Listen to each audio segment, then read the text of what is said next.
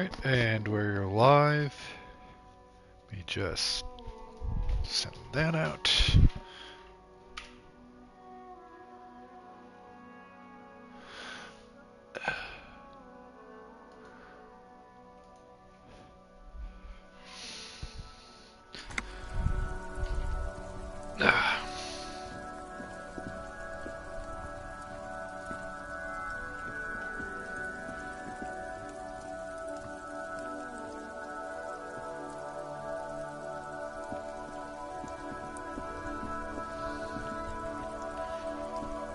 The RCM in Martinez. What can I help you with? We don't see a lot of police around here, that's all. Of course. What can I help you with? Of course. Where to? Oh, that's right there, in the yard. She's relieved someone has come for it, finally. What do you mean? Yes, sir. District of Martinez. He knows where we are. He just wants directions. There's the pier, the Cape Side apartment buildings, some more tenements. Not a lot, really. The harbor gates, some kind of commotion, I think. I don't follow the local politics. A fleet store, too. Some shops and a bridge. The canal bridge leads to the coast, but it's broken, I think. Some kind of accident, probably. Just coast. There's a little fishing village there, and a fish market, but that got closed down ages ago. It's just water. No, actually, I think they call it the Martinez Inlet. There are some islands in the bay, but they're hard to reach. No problem. Me? I am just a gardener. I am pleased to meet you too. Of course. I won't hold you back.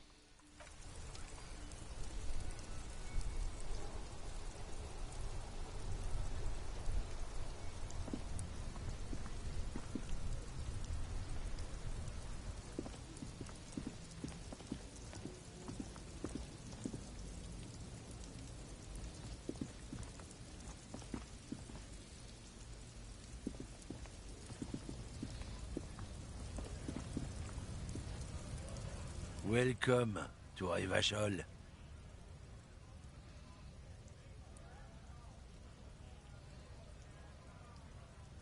Don't you welcome to Revachol me. My grandfather came here from a 3,000-year-old racist isolationist culture, while your ancestors came to this island a mere 300 years ago. Every school of thought and government has failed in the city, but I love it nonetheless. It belongs to me as much as it belongs to you. It's men like you who keep Revachol divided, making it that much harder for everyone to climb out of this post-war limbo. What he means is, fixation on the Revacholian nation makes it harder for Revachol to actually attain self-determination.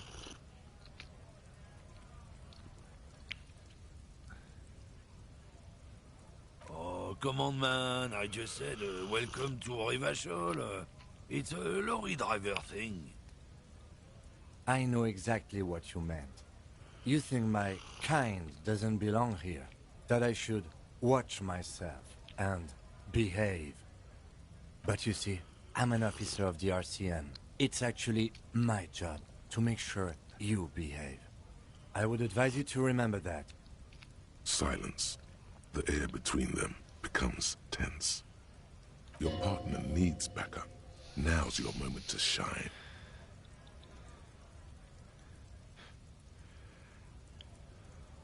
You two make a cute couple. You know that?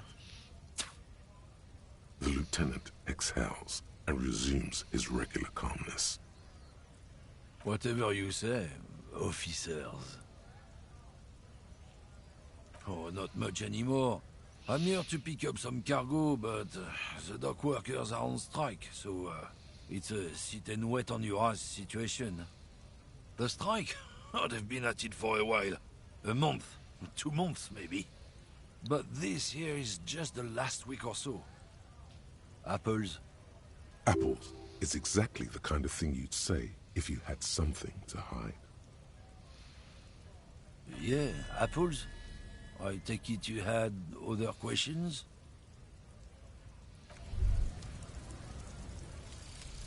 Some kind of superstar. They say the world isn't ready for a rock and roll cop. No one wants their state monopoly on violence to be mixed with celebrity worship. They claim to know it would be dangerous for detectives to rise to the ranks of demigods and have sexual encounters with barely legal cover girls. It would be insane, they say. To all this, you say, fuck off and die, in a cool voice. You people have no idea how good these cops are gonna get. They're gonna crack 20 cases a day. In the future, cops will be like astrophysicists, or prime ministers, or prophets. And you're the first one.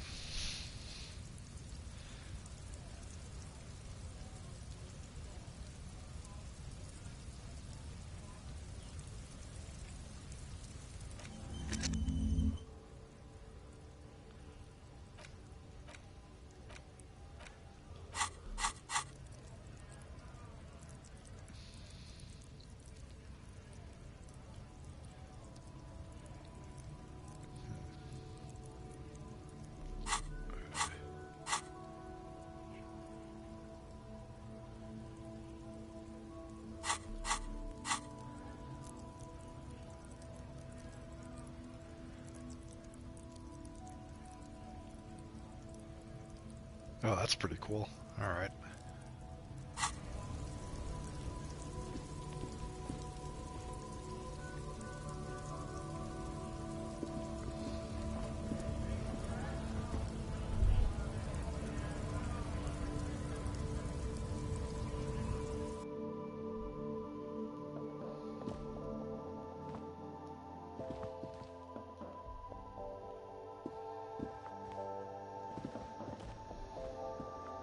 The tear machine stands in the corner.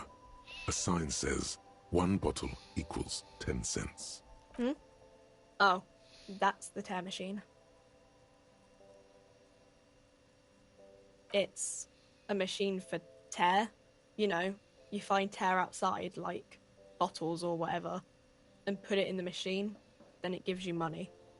You need a bag, I guess.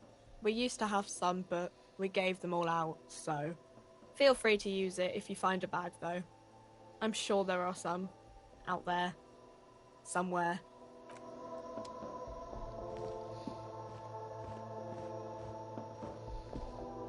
You see several packaged raincoats fill a low shelf beneath a display of croissants and juice bottles. The raincoats are transparent, except for the big Fritta slogan on the back. What is what? It's a raincoat. If you want to buy one, then it's only... A small cabinet on the wall is filled with various medicine bottles. Nasal. Their logo is the bloodless rose. Pure white, untouched by harm. Just ask me if you need anything from St. Baptiste. We don't stock prescription meds, but we do have Nosafed, Duramine, Magnesium, and Hypnogamma.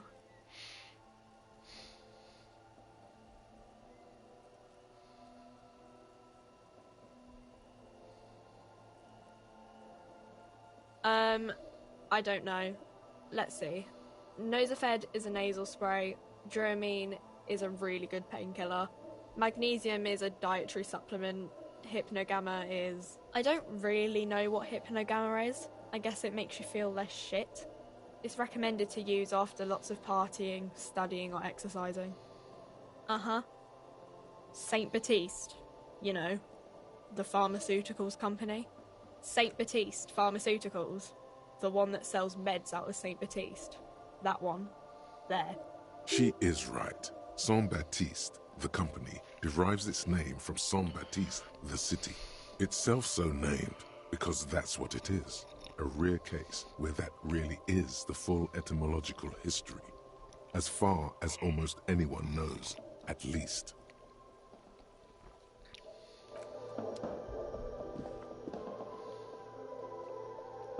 Welcome to Frit. Feel free to look around or something. Everything is out on the shelves. What's that magazine she's reading? I don't know. Frit? I think they think that the extra T makes it funkier. It doesn't. The story goes that normal Fritta, with 2 T's, a men's workwear shop in Vredefort, was already taken. So when Fritta Retail Inc. grew into a multinational corporation, they had to add an extra letter to avoid trademark infringement. You mean this? This is Pop Stars. It's got, like, famous people in it. It's not for sale. Looks like it also has something called Police de la Mode, featured on page 34. This speaks to you.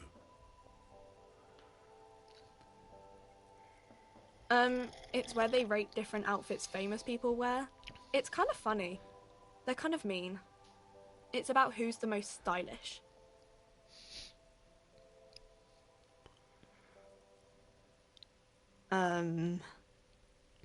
No, I don't think so. We are not the fashion police. We're the real police. Okay. I'm not really supposed to be chatting to anyone, but... I don't really know anything. I mean, I know it's there, but I haven't seen it, so... Not really. No. I didn't know him at all. I don't know, really... long. I don't know. No need to worry. It's just standard procedure for us to ask around. If you hear anything, let us know, okay? Okay. Uh-huh. Reality? You mean, what reality? Economic reality, or...? She is like a student unexpectedly called upon by a teacher. Can she answer the classroom question? I don't know. What about it? We're in Frit? As mankind, or as a nation? What will her essay prompt be?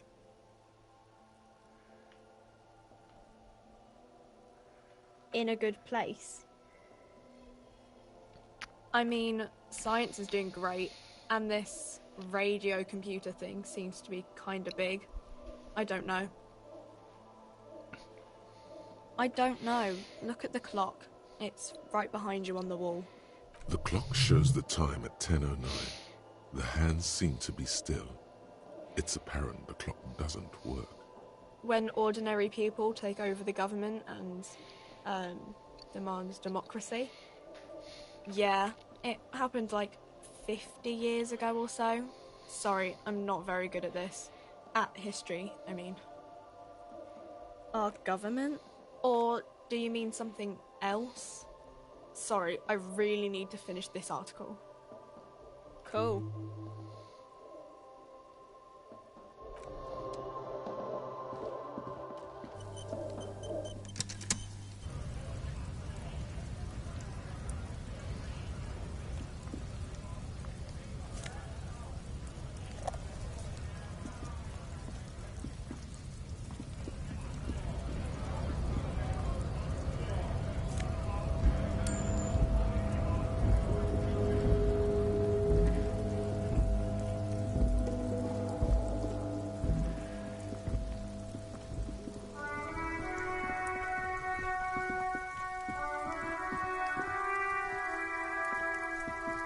This Post Lavantorie mail collection box has been heavily vandalized with graffito. A closer inspection reveals 2 bullet holes in the front.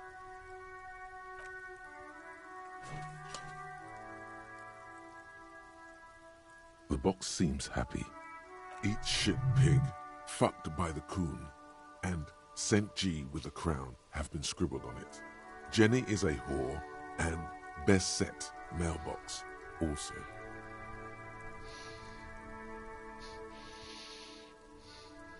The mail collection box seems cathartic, thankful even. So do you. You shudder, then you swallow.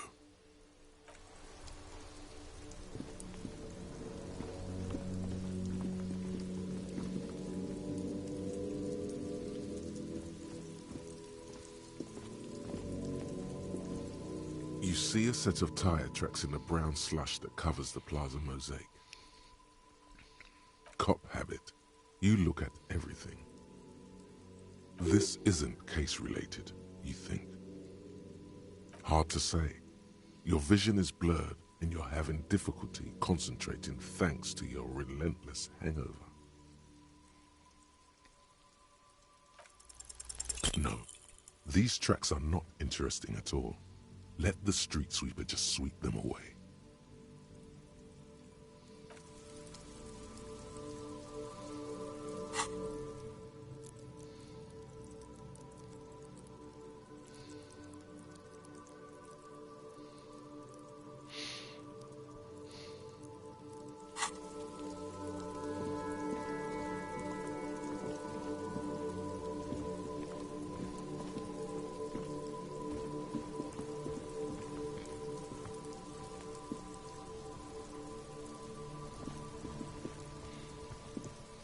This trash container is locked.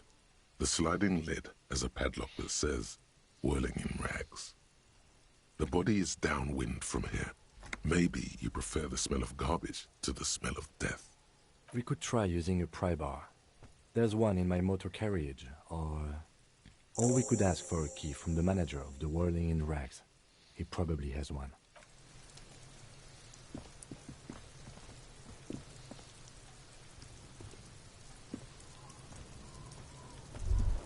Kuno's got this!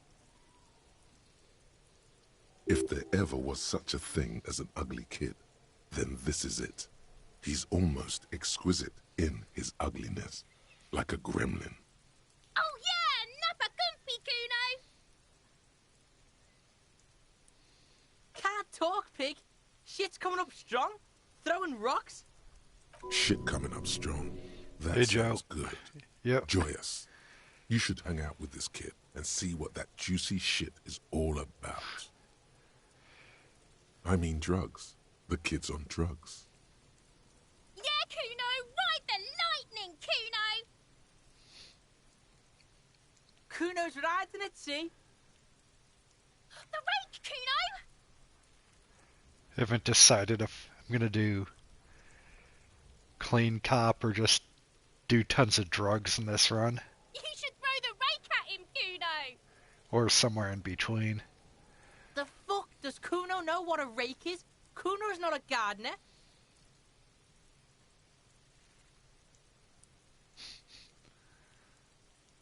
We shouldn't do anything. I don't tempt such forces. You will see. The language these kids are using, pure unfettered id. There will be no reasoning with those creatures. Alright, entertain the Kuno. Show me what you got. What you got there?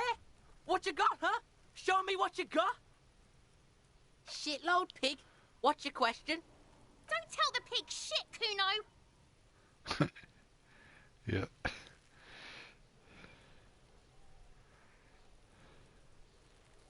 If I were to want to waste my time, which I do not, I would ask them who he is, how he got there, and the usual. The usual being, have you seen anything out of the ordinary? Or have you seen anything suspicious? Kuno's fuck imp. Kuno uses the fuck imp for target practice. He's trying to hide the fact that he doesn't know. Kuno knows all kinds of shit. Kuno's not a snitch, that's all.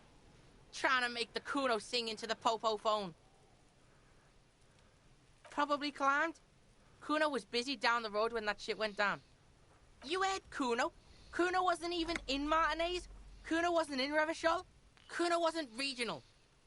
I don't know. Some fucking... Mesk or I don't know. Some other place. Night City. Kuno was in fucking Night City. There is no Night City anywhere. That sounds like the name of a city in some pulp science fiction novel.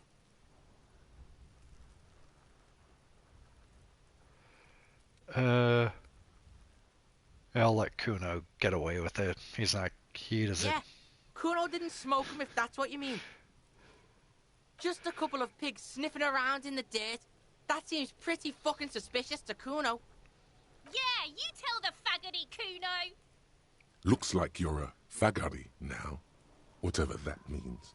The suspicious question doesn't really work in antagonistic situations. You're testing Kuno's patience here. Get lost,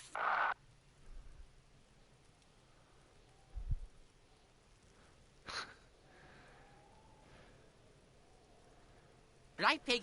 This is where Kuno plays with his little wooden choo-choo. What do you want with it? Don't be wondering about Kuno's shit, Pig. Of course you do, fuckface. Yeah, whatever. Kuno's Kuno, Pig. Yeah, Kuno's in a fucking gang. In a bang gang. Kuno bangs for Magie, bangs for Mazda, bangs for Revachol. watch out, Kuno! He's trying to fiddle you! He's gonna put his hands on you! Help! Pig's got Kuno! Help! Rape! Help! He's got the Kuno, help!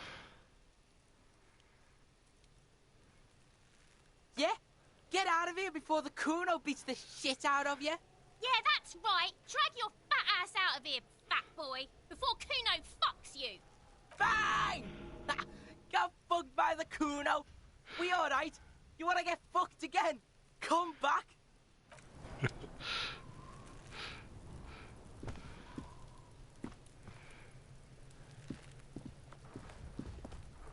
There are several footprints in the mud, left by work boots. Anywhere from 6 to 12 pairs have walked here. Heavy workers' boots with reinforced toes and hobnails all over the yard. It's one of the things I really like about this game is you theoretically could solve the whole... You could actually do, you know, solve the case just with the clues it gives. Oh, hey, trash pack. So he's any sort of detective game. Even if they get like, even like what's that called? Deadly Premonition, and that's all like surreal, like fantasy and stuff. But that's still, they give you, they let the you the player can solve the whole thing before the character does if you pay enough attention. Isn't this something an industrial worker would wear? Noted.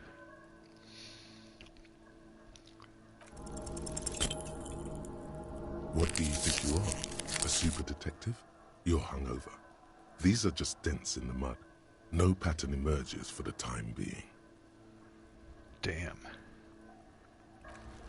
Should probably do a quick save just in case I die. Should probably level that up.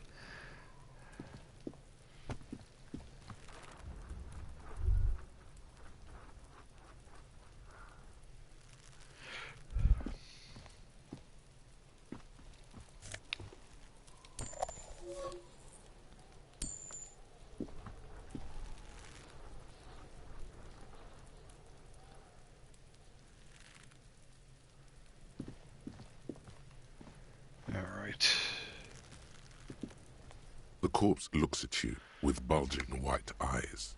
The face around them does not look human. It's swollen and ready to burst.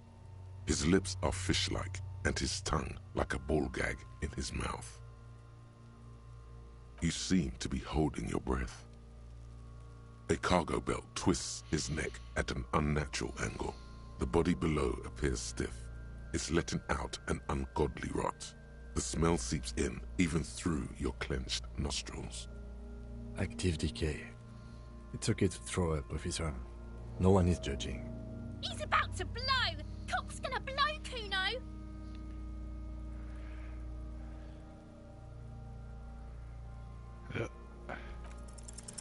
The smell is repulsive. It pushes in from your mouth, more instant and more familiar than anything you'd expected.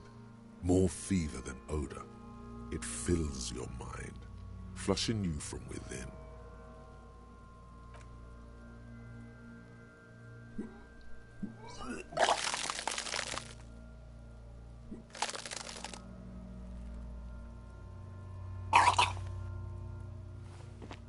You You feel a great force wringing from your stomach. Your body curls and pushes it out, burst by burst, until a pool of vomit lies under your feet and your throat stings from the stomach acid. Keep it. The hangover is clearly making this worse for you.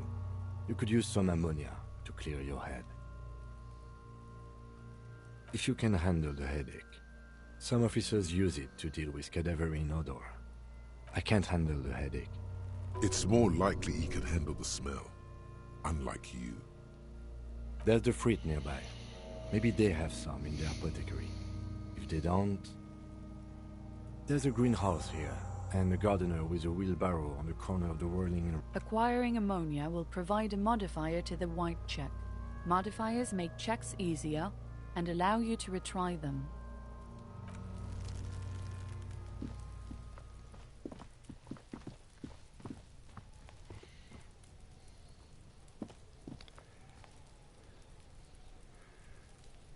I think they said the body's been there for like 5 days now. So you showed up and just started drinking.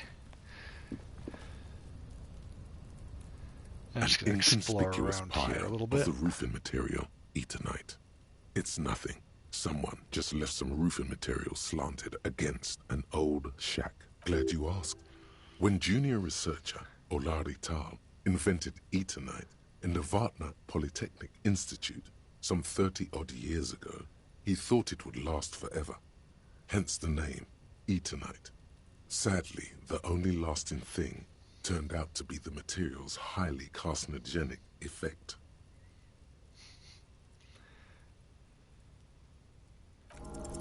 Oh, Because it's nice and orderly, well-laid palettes, easy on the eyes. Rhythmic pattern calms your mind. Mammals like this stuff.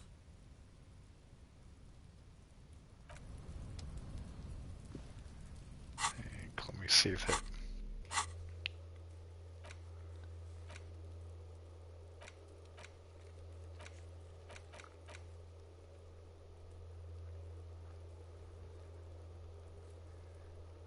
Okay, cool, it does. Saves all the failed checks that I can go retake after I level a skill up. Let's see, can I get... I think I don't need to get in there just yet.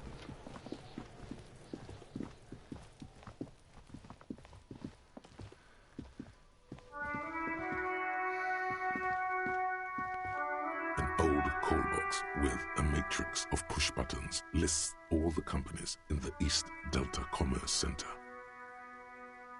An off-key melody starts playing after you ring the doorbell.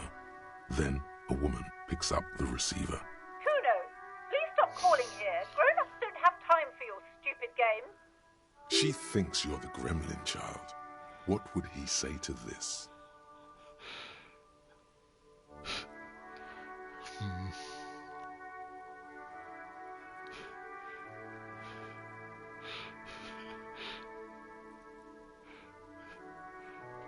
Oh, I'm sorry, officer. I thought you were... But the doorbell is broken, and the bookstore shouldn't even be on the list anymore. So I can't help you. Please don't call here again. Thanks. A single beep indicates that the line has gone dead. You ring the doorbell. What an ominous name for a hair salon. Doesn't bode well for anyone's hair. All you hear is static, but no one answers the call. You ring the doorbell, but nothing happens. You wait for a minute or two, but all you get from the call box is silence. No one answers the call. Looks like someone has melted half the plastic off with a lighter.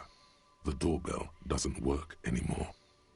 You hear static from the intercom speaker. It sounds as if someone has picked up the receiver, but isn't saying anything. Yes, hello. This is Tracy Peniel Electric. She sounds almost antique, as if her voice was being played off an old wax cylinder. A receiver must not be working properly. My God.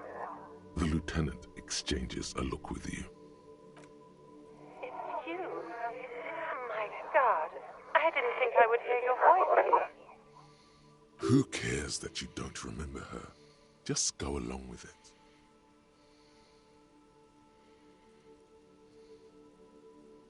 Michelle, just please. Why did you even call? I don't understand. You've been gone for months. I thought you didn't care.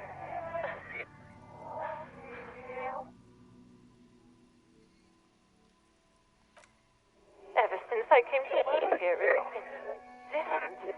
As if my mind's been wiped clean. A spot of static overrides her words. When she speaks again, it sounds like she's submerged. It's so nice. It's so nice to be able to finally meet again. She sounds like she's about to cry. She doesn't answer. Silence. The only thing you can hear now is static and waves washing ashore on the bay. Another seagull passes by. It's getting cold standing here, staring at the silent call box. I don't know what happened either. We should probably stop playing with this thing. You press the number sign on the keypad that terminates the call. 12 name cards on the call box read.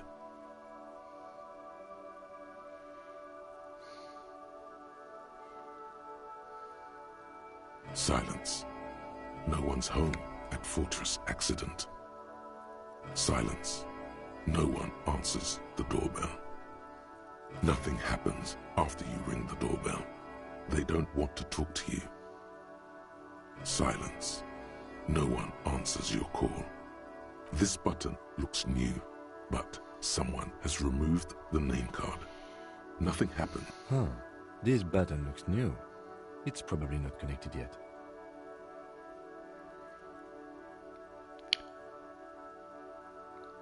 Yeah, it sounds about right.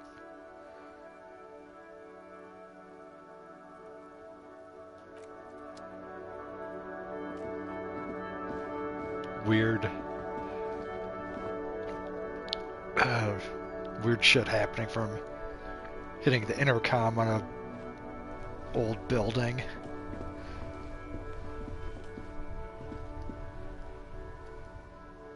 I can't believe it's snowing again. It felt like springtime just a few days ago. Sure, I'm done with it. Go easy on that stuff. It gave me a terrible headache.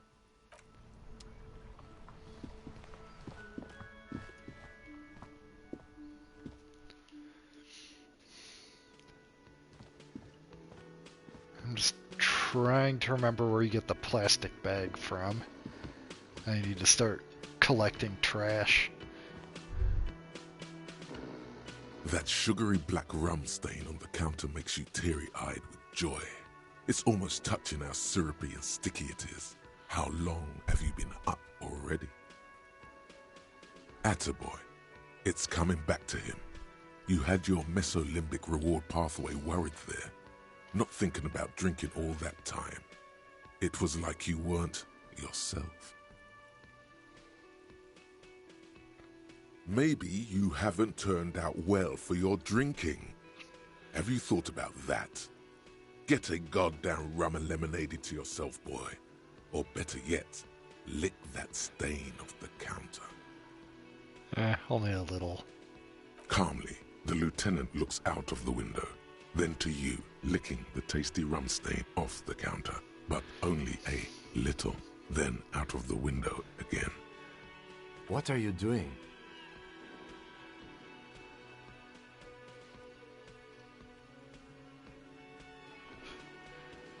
We should move.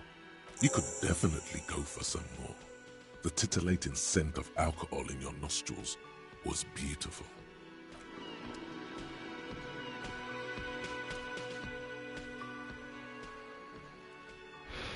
On the counter, rolled out of his open hand, you see a blister pack of headache medicine.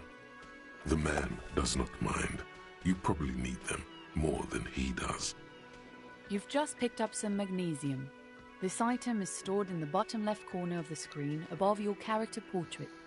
Use magnesium to heal your morale if you have morale damage.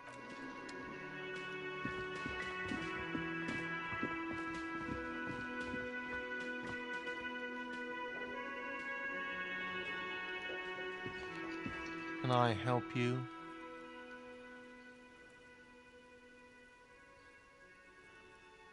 Absolutely out of the question.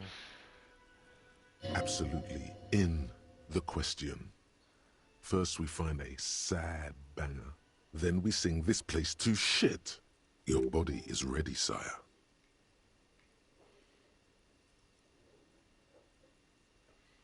Mine? No, it belongs to the Whirling in Rags. Thank you for clearing that up. Why do you keep the container locked? Why? To keep the hobos and drunks out. That's why. And the neighbors too. They put their trash there and they don't pay for the garbage company.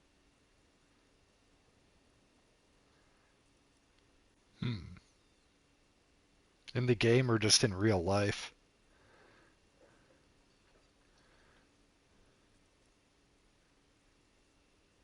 Oh, yeah.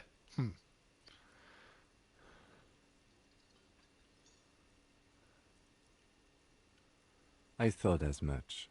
And are you the only party with access to the trash container? Well, yes. Us and the garbage disposal company. It seems a little callous, doesn't it?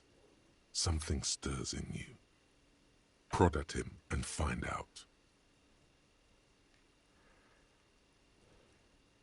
Callous?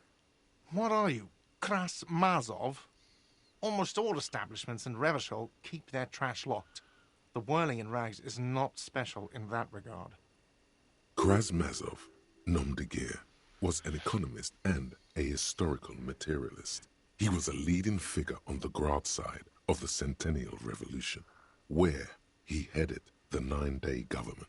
Mazov is considered the father of scientific communism, Mazovian thought, or Mazovianism. He killed himself.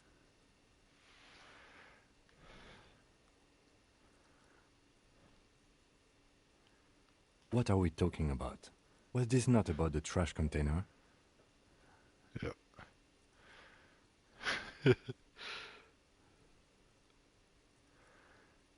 Was there something you wanted? What for? Mazov? Are you planning to nationalize my trash container? It concerns the case. Please cooperate. Just bring them back once you're done, please. What thing? Yes, not the whole damn Union, thank God. Just the nastiest and loudest faction. They come here in the evenings. Dumb, unruly types. Think they're big shit. But they're good customers. They place big orders and always pay on time. We should find out who this Lord faction is, occupying the booth. Loudness means talkative, and we need info. We don't. We have to wait. They'll show up sooner or later. Men get hungry, even striking men. If not today, then they'll be here tomorrow. What are you, a cook now? That's none of your business. He wasn't pan-fried. He was lynched. What could the kitchen possibly have to do with... Fine, okay. The kitchen is closed until 1 p.m. because the cook is working. You can snoop around after that, if you must. Yes. What? By the way, you should come back to this thing-based questionnaire if you see anything interesting in the Whirling later. Do I have a shaker in my hand?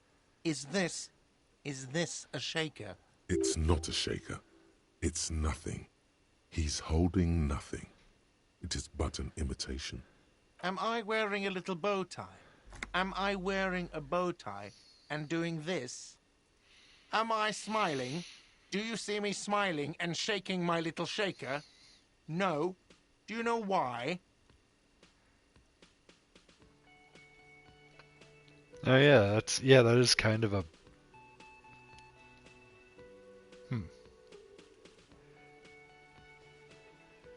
Never really thought about it with this game, but like that's pretty good description of the character. That's right. I'm the cafeteria manager. I'm glad we cleared that. Is there anything else? Play it calm. This man needs to understand you need a drink to help the community deal with police stuff.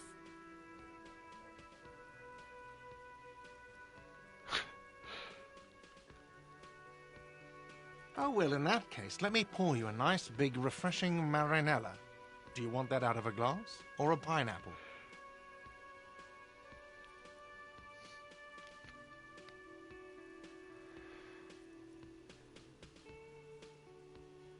Don't be an imbecile. I'm not going to serve you a marinella. I have work to do and broken things to fix. If that was all, I'd like to return to it. Let's see. Check on.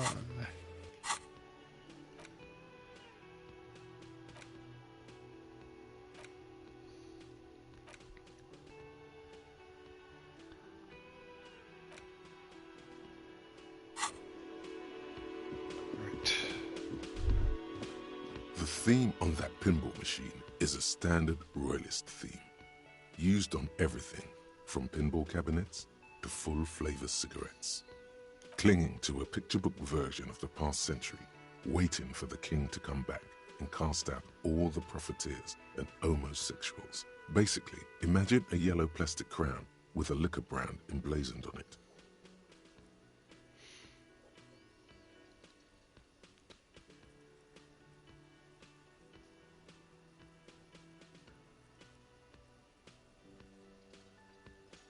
The sentiment is called anti-centennial nostalgia, pining for a time before the turn of the century.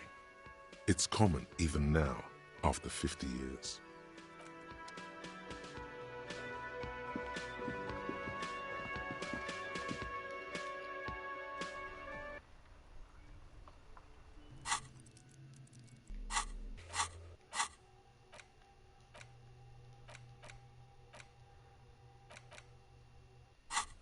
Uh-oh. Filled up my thought cabinet already. And I got a ton of shit I need to level up. Oh, yeah.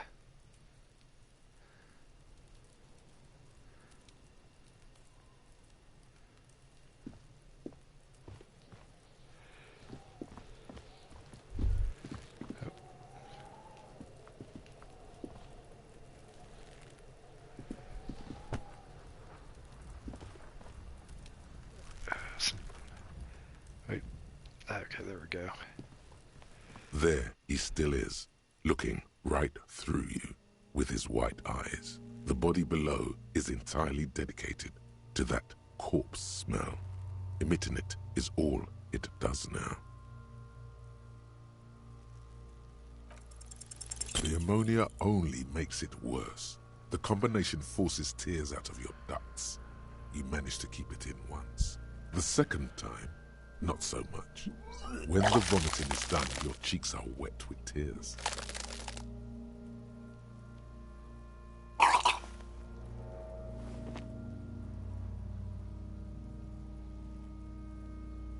Nor does the wind right now. I've seen strong men turn themselves inside out for hours. You are facing tough odds here. Alcohol withdrawal makes it considerably harder.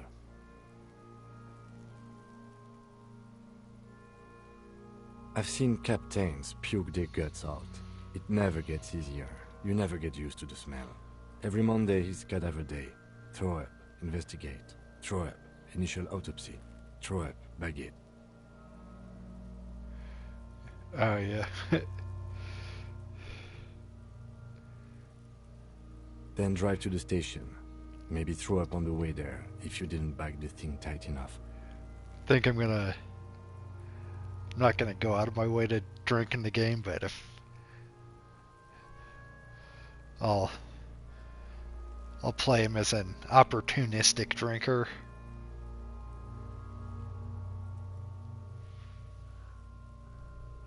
I think I've lost my sense of smell.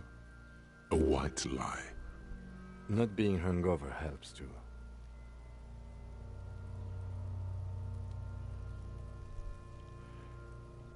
Oh yeah, no problem. Thanks for coming by. That's probably a good idea. Clear our heads. But you need to get your shit together. We should go talk to the locals. Find something else to do while the wind changes. It's pretty bad right now. You've gained a thought. When this... Give it half an hour. Get yourself together. Then come back and have... That's what things that makes this game so weird on a second playthroughs. I get the tutorial thought cabinet thing. I've already filled up all my the 3 initial empty slots you get. And not forgetting Superstar Cop.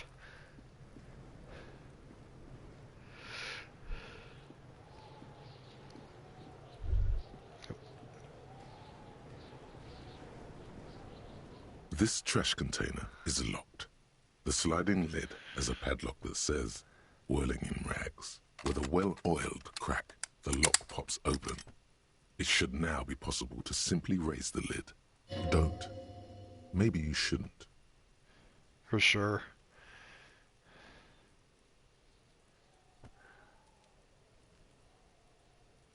See it?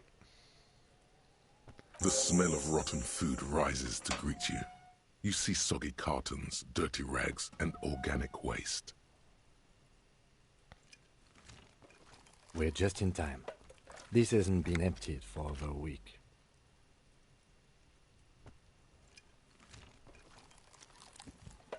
You see milk and egg rest with one broken egg in it. Some pasta wrapper. Picking up the soggy packages somehow, a box falls into pieces in your hands. Batiste Soleil cereal. There are plastic pasta packages below, and turbo noodles. Nothing of note, however. Among the threadbare kitchen towels, something catches your eye. A pair of denim trousers. As the legs of the slime-covered jeans begin to unspool from the garbage, a rank corpse smell fills the air. The victim's clothes? Cadaverine odor is faint. If these belong to the deceased, they were removed when he was still in the early stages of decay. Drop them in here, officer. Guitar marked blue jeans. Pockets empty or emptied. He wore them with a belt, too, a white belt. The loops appear stretched, but the belt is missing. That's it. Do you see anything else in there? I have another bag here. Something slimy catches your eye.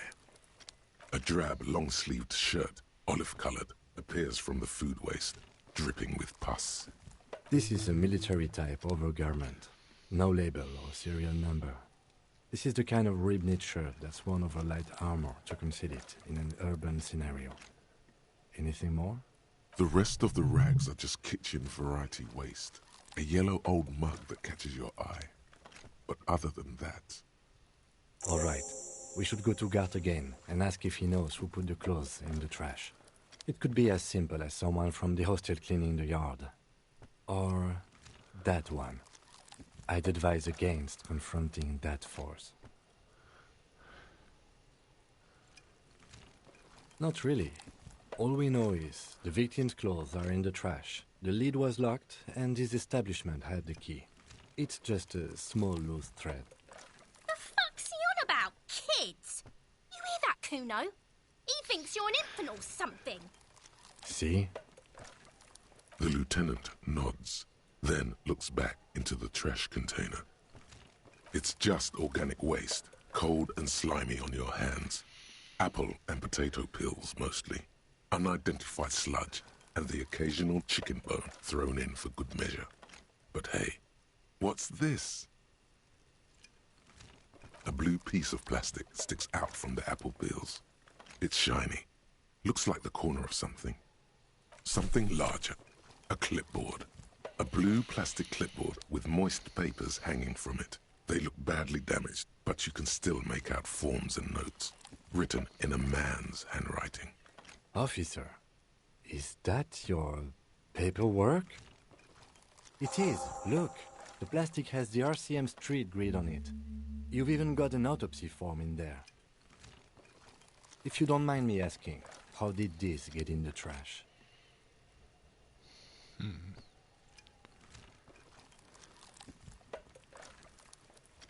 Well, lucky we found it.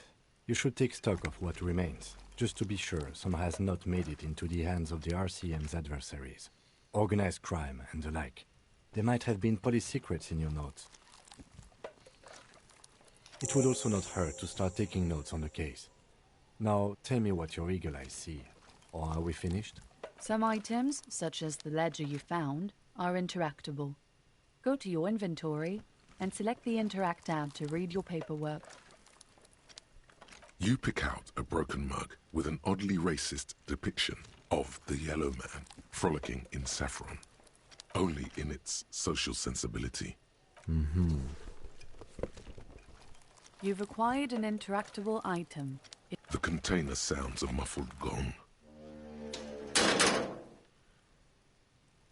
That's one thing off the list. I think we got it all.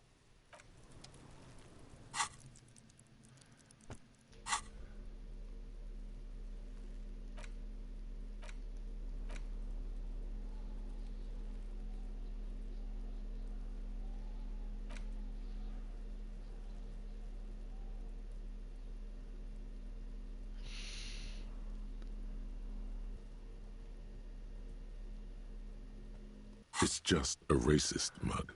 What's there to read here? Not much. Oh boy, here we go. What are you going to say about a broken, tossed-away mug that you dug out of the garbage?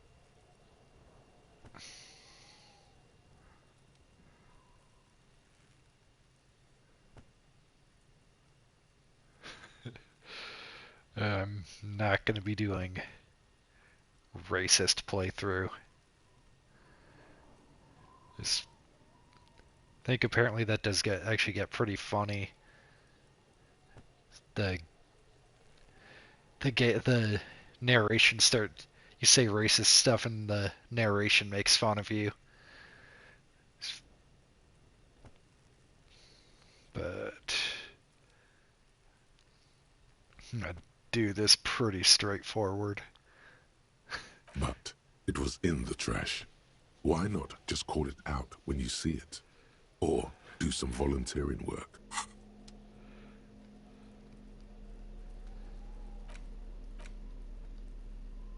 It's the ledger you found in the trash. A pitiful cabbage of white and yellow papers hanging from plastic board, barely held together by a metal clip.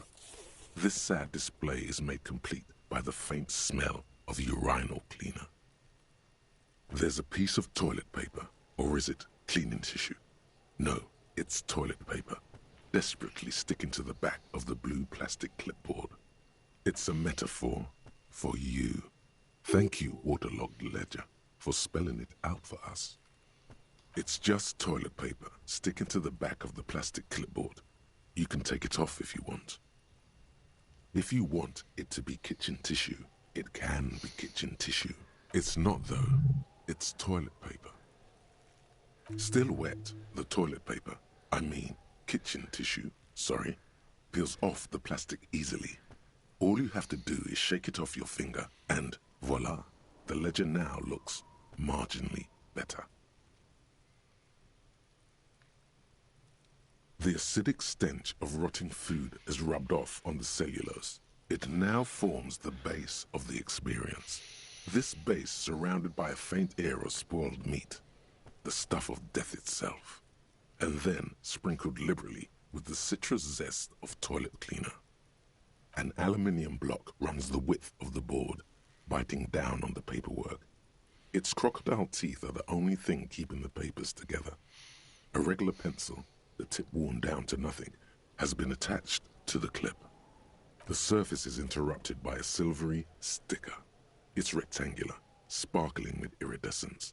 You don't know how you didn't notice it before. What? Yes, halogen watermark used for adding information to RCM property. It depends. Aside from an anti-counterfeiting stamp, mine has my station number and address. Any capable light with the right wavelength will do. All RCM vehicles have headlights designed to reveal halogen watermarks. Mine too. This means you can read the watermarks if you just turn the lights on. Okay. While a bunch of sodden papers sag from the clipboard in your hand, it's a sorry sight. They're not exactly white. They're yellowed in patches by sunlight and alcohol, and covered in dense blue handwriting. Ink escapes into watercolor patterns, reaching its tendrils across entire pages.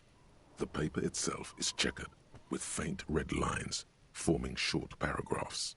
Once in a while, there's a red stamp that exclaims, "Case files commit to paper." The case files themselves are plenty. You count more than 100 sodden, crumpled up, earmarked pages falling apart in your hands. They appear to be sufficiently organized and extremely dense, if mostly illegible. Work, strife, poverty, the Jamrock Quarter. These are handwritten logs of investigations dating back to January 51, this year. The exact number is hard to estimate due to missing pages and an odd naming convention. But there are at least 20, maybe 30 cases undertaken, not completed, mind you. It's the middle of March. You have attempted 2 cases a week on average.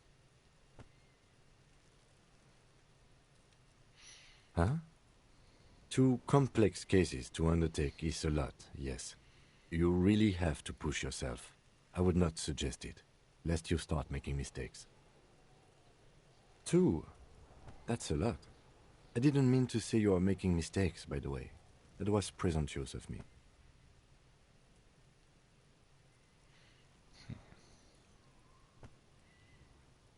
That's okay. We all do, sooner or later. Like a fan of gills, the checkered papers dry in your hand. The handwriting is extremely dense. Yes, it appears you employ a, shall we say, robust yet literary system. Each investigation has its case number written on the margins. Yet, still more tellingly, most are accompanied by a name. A title, one might say even. One that draws inspiration from snoop fiction and vespertine cop show staples. Yes, all caps. One is called The Next World Mural. Another, The Square Bullet Hole Murders. Another yet, The Unsolvable Case. Others appear more light-hearted. The guys on a couch in an unexpected location, and the murder at the hookah parlor. Even the rare article-free collapsing tenement. Murder features prominently throughout. It's going to take an effort to piece these case files together, but it can be done. Once you're done inspecting them up close. You mean the alphanumeric? Officer, precinct, time of arrival at the scene? Oh, you mean the titular? Yes, well, so do I. In our defense, almost everyone in the RCM does. It's a holdover from the early days of the RCM, right after the revolution, when the organization had little idea how to do things. It persists in an unofficial capacity. Officers use these titles to refer to their work among themselves. Again, in your defense, I seem to have named one, the man with the hole in his head. That was a real person. His death was real. Still, I named it that, to amuse myself. I pray his loved ones never find out. Rail spiked through the head. He died. It was a workplace accident. There is, for precisely one more. 15 pages near the end remain untouched by the damage. The checkered grid forms a structure of passages, breaking the case into subtasks to accomplish. The tasks you've completed flow out of the kind green ape pen in a brash freehand similar to the rest of the letters. The wording comes easily. It's almost robotically simple, a language developed for mental rigor and simplicity. Inspect the victim's body. Interview the cafeteria manager. It's not exactly poetry, but poetry would be out of place. A satisfying slash sounds across the paper. You're done, it seems to say. And you, and you. Things to be done, and things already done. the composition of reality. This is an extremely useful tool for a detective of the Citizens Militia. Now all that remains is to name the case. No, actually. Any ideas? Alright.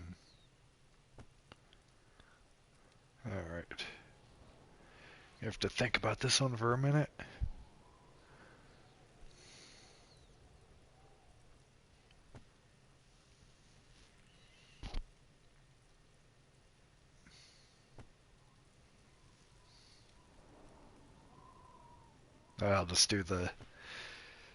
I'll do the boring one. Great. That's great. That's actually what I was thinking too. The Hanged Man. Good, strong name. We have a very good name for the case now. Can't disappoint Kitsuragi. I'm going to start calling it the Hanged Man. It's good we sorted this out. You don't exactly close them, so much as distance yourself from the smelly papers. They're a little further from your nose now. Arson, petty theft, spousal abuse. Handwritten logs on dozens of investigations date back to January 51. Stamped case files, commit to paper. These are your last couple of months in Revachol, Precinct 41, Jamrock Quarter. You don't exactly close them. So in the back you see thin translucent copy of paper. Some neon yellow, some bright red, all covered in boxes, like marching armies. These look like official forms, waiting to be filled out. Then rip them from the binder and hand them out, according to type of form. 3.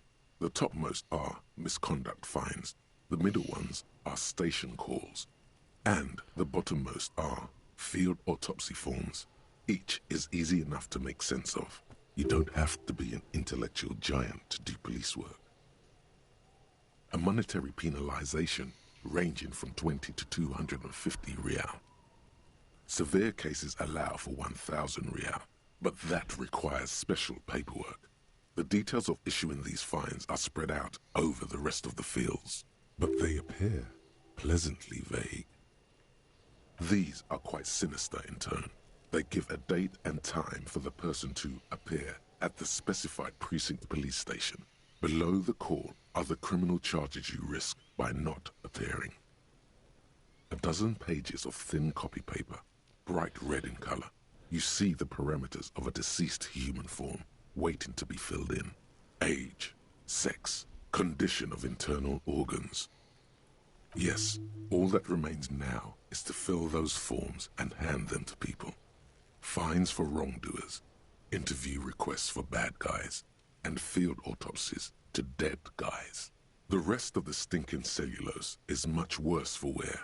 Being sandwiched between the board and the rest of the paperwork must have spared the fragile copy of paper. Yes, you can piece them together using the alphanumeric code on the margin.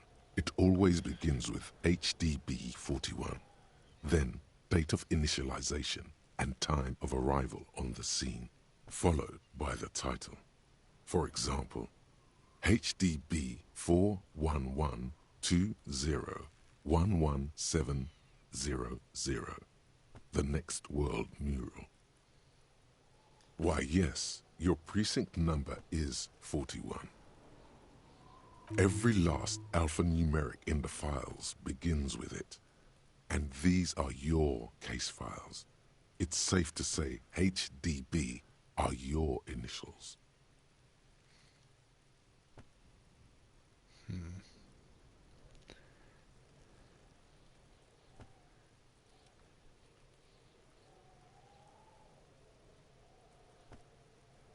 That is improbable.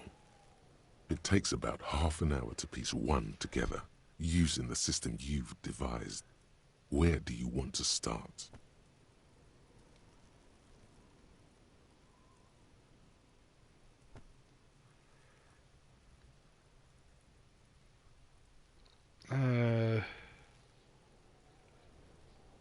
Yeah, I'll look at this Not one when much I has kill changed time. in the meanwhile.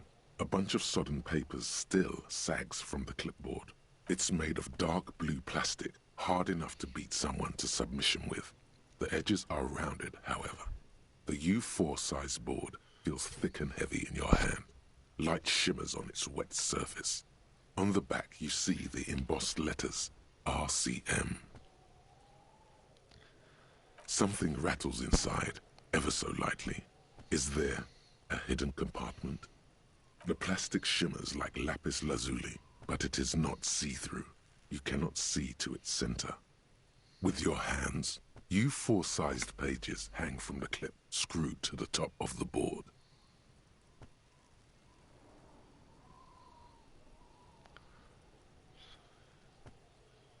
And wait for that thought to finish before I... Yeah.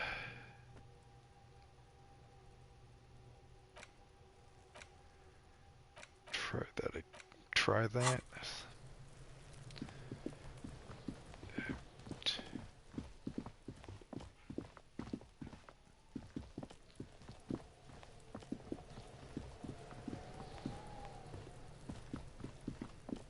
There are several footprints in the mud, left by work boots.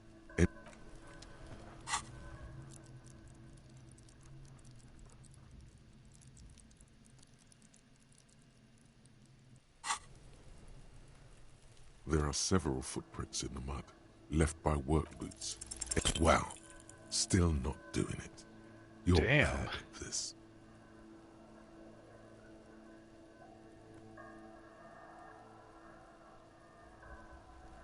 Don't beat yourself down. Neither can I. We'll have another look later. No, visual calculus is when I want to level up a bunch anyway. You see a set of tire tracks in the brown slush that covers the plaza mosaic. The tire tracks were left here by an unknown event that took place some days ago. It's a message, written in the language of burnt rubber.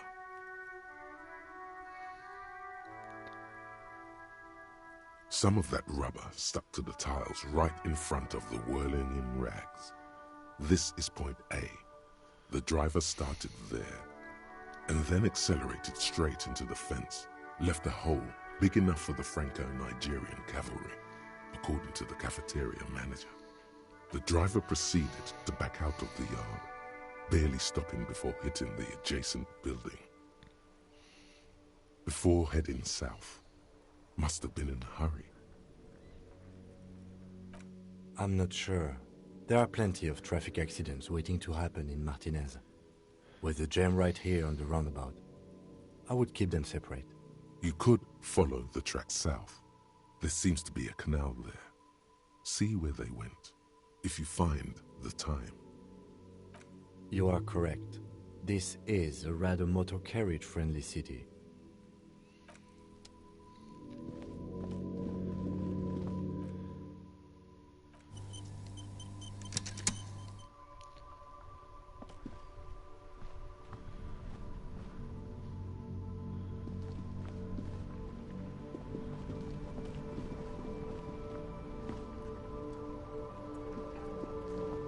Before you stands a motor carriage.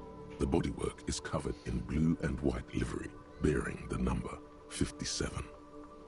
Vapor emanates from the large engine on the back of the vehicle. It hasn't had time to cool off yet.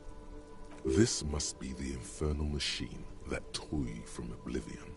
The Caprice Kinema motor carriage. In the cabin, you are welcomed by a set of steering levers, a radio microphone on a hook, a pull-out toolbox under the seat, and the soft glow of the fuel preheater gauge.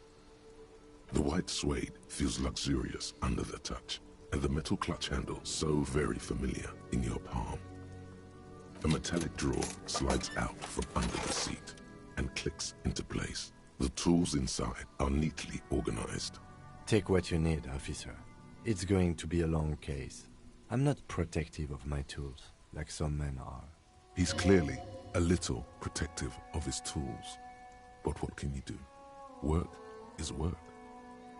It's robust, weatherproof, and well-made. Police issue, blue. Lets you see things in the dark you would otherwise miss. The pry bar feels nice and cold in your hand, heavier than you'd think. Useful for opening all sorts of doors and lids. The handles are long and sleek.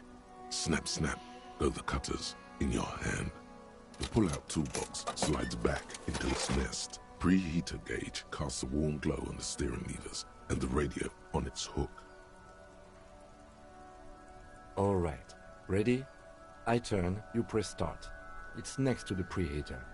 The dashboard lights up with orange glow. The rounds per minute gauge jumps, and the engine of the Caprice Canada comes to life with a whiny growl. The lights unfold with a little click, casting electrical light onto the ground before the vehicle. There you go. I'll turn them off from the remote once you're done. We just need to stand in front of the machine now.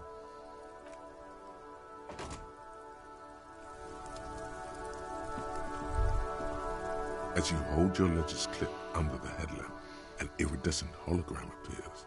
A street grid and the veins of a great river. A familiar sensation washes over you. There she is, Revachol West. Around the borders of the watermark are dozens, no, hundreds of micro-perforations. The rectangular watermark is overlaid with the logo of the RCM, and yet the major arteries of Revachol are all recognizable. They shimmer in the Kanema's headlights. A rat brazenly darts past you and disappears amongst the stopped lorries. In the distance, a child somewhere shrieks. A woman reprimands her in a voice no quieter than the child's cry. Ah, Martinez. Let me see. Right here. No, it does not.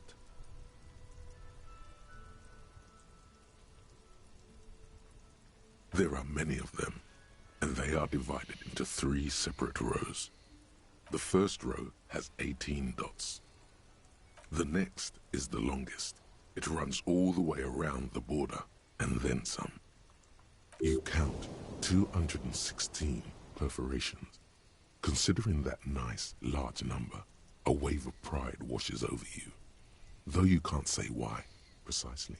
The last row has 3 perforations. That's it.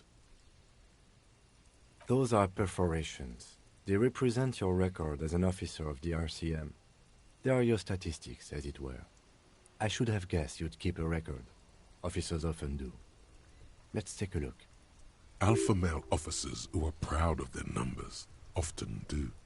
It's meant. The first row represents your years of service.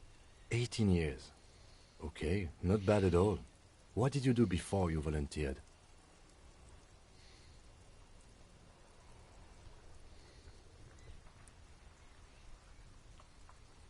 Yes, that does seem quite likely. Your youth coincided with some heady days for Revachol. But let's move on, shall we? This next row, the one that wraps all the way around, is your number of closed cases. Closed is good. It means finished. You've got, let's see... Wow, more than 200. It's quite a lot, even for someone who's been on the force for nearly 2 decades. Usually, clearing more than 10 cases a year puts you in the 90th percentile of all RCM officers. Call it what you want. You were a valuable member of your precinct. Now, let's look at the last row. Right. Those are your confirmed kills. You've got precisely 3 perforations there. For an RCM officer, especially Precinct 41, which is in the Jamrock Quarter, it's rather tame. I mean that in a good way. There are certain officers who treat their kills like some kind of ghoulish game. If they do happen to solve a case, it's usually by accident. But it seems as though you are, or at least were, one of the good ones. So we have that to be thankful for. Yes. Everyone has their own method of coping. Some more effective or self-destructive than others. Personally, I find it helps to keep up a few hobbies. Oh, this and that. Let's not get into it now. Anything's better than annihilating yourself with drugs and alcohol. The lieutenant nods. Right. I'll go turn off the lights. You can now see your statistics on your journal page, to the right of the task description.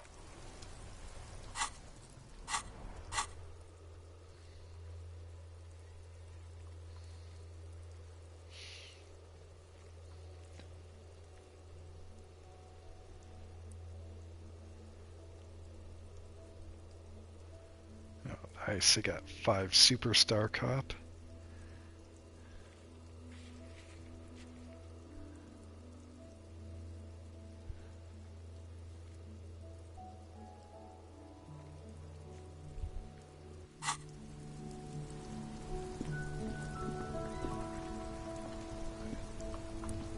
Inside, you see a set of steering levers. The frequency tableau lights up, and the green button labeled Prime Line glows like a feline eye.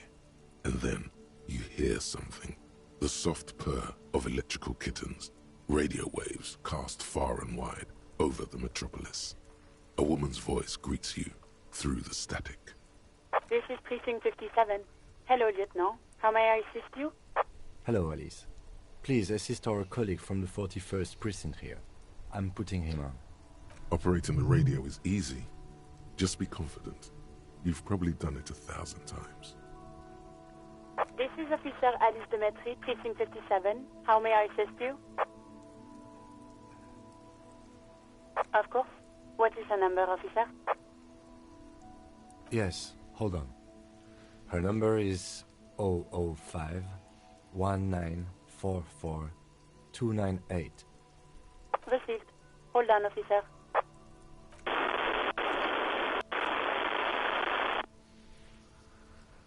Give it a minute. She might be busy at the moment. Takes a bit to get to the phone.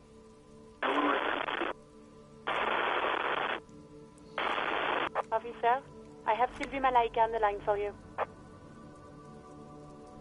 Yes, hello?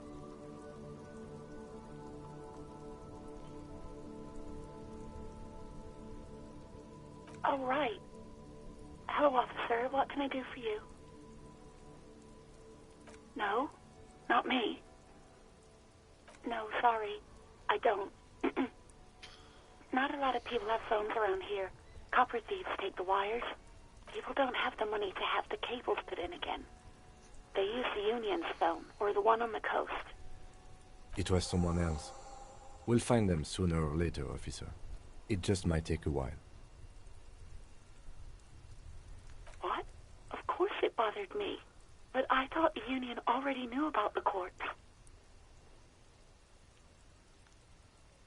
No one calls the police. The Union would get angry. You know, what the Union says goes. People listen to them and they take care of their own, which is like everyone here. Legally, no. In reality, yes.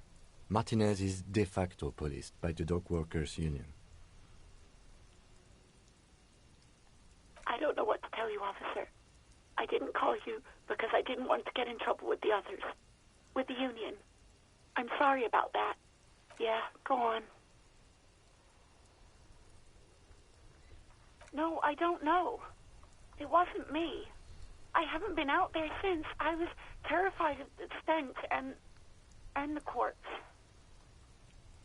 Well, you tried to jam it down the toilet, sir, clogging it completely. After I had unclogged the toilet and retrieved the paperwork, I threw it out in the trash, thinking you didn't need it. I am sorry about that. Anything else, Detective? You mean, why did I leave the bar? Honestly, I'm not really comfortable discussing it with you, sir. What? No, why would you even think that?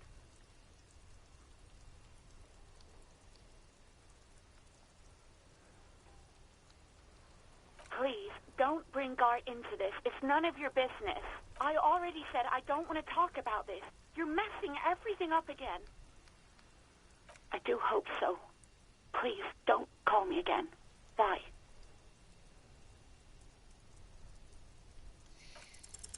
Yes, you have obviously done something to upset her at the Whirling in Rags, when she was still working there. I'm not mad, it's just... You were so drunk and so emotional all the time, and then the skua thing happened. It just made me want to quit. The stuffed bird, the great skua. You threw it against the wall while screaming, "Fuck that bird," and laughing like a maniac.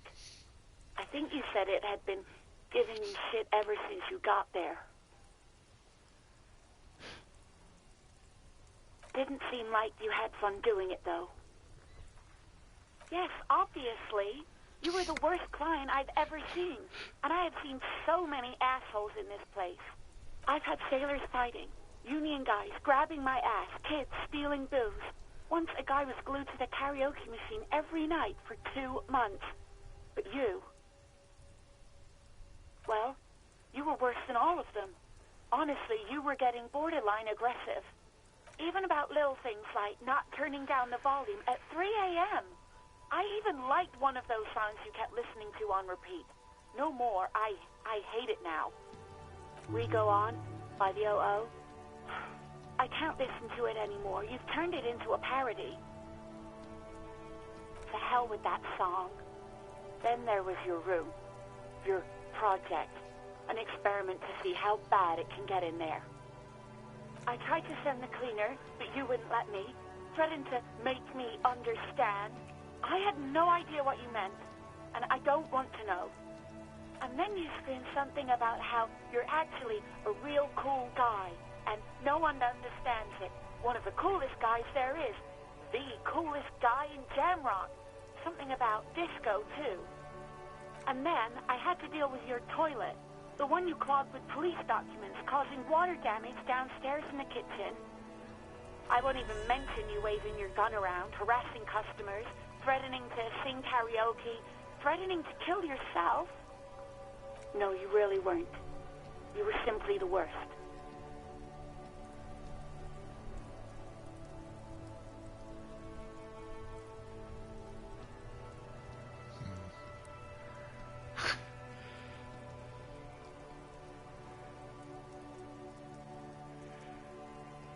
God, I knew I shouldn't have brought it up. Just try not to call me again, and let's pretend it never happened. Wait, really? No, this is absolutely not true. I like Guard. I really do. No, I was actually flattered. I've always liked him. It was just bad timing, with the corpse and all that. There's a pause. You can almost see her on the other side, the telephone cord coiled around her index. I didn't know what to say to him later. Then you came and destroyed the place, so I left without explaining. I should have told him, maybe. Okay, but please don't mess it up. Please don't take out your gun or something. All sorts of things. From disco, rock too. So much disco and rock. Which one would that be? Sad? I think the one you mean is the smallest church in Saint-Saëns. Richard, that write-up. Interesting. You still have to find it, however. You hear a sigh of relief on the other end of the radio. Wordless, the call breaks. Then, the already familiar voice. Anything else I can help you with, officer? Just a second, officer. 10-2, 10-5. This is 41st. Come in, over. The man uses relay code. You've got this. You're a cop, and cops know relay code. 10-4, message received. 10-5, relay message. What's your status? Over. 10-18, state your message, sir.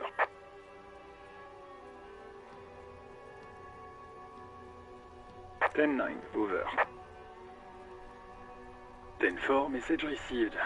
This is a very serious situation. I need to 10-22 the captain. Over. Is it him? What does he want? Says he lost his badge and needs to report it. He what? He lost his badge? This is Communication Officer Jules Pidieu, sir. Over. You mean your partner? Over. What is he saying? He's asking who you are. I'm his goddamn partner. It's your partner, Satellite Officer Vitmar, sir. Over. Did he lose his memory along with his fucking badge? Who lost his badge? Dick fucking Mullen. Who do you think? It's Officer Dick Mullen from the bestseller Dick Mullen and the Lost Identity. Dick Mullen is not your name. It's the name of a fictional detective who would not lose his badge. Defend yourself. Immediately. They're laughing at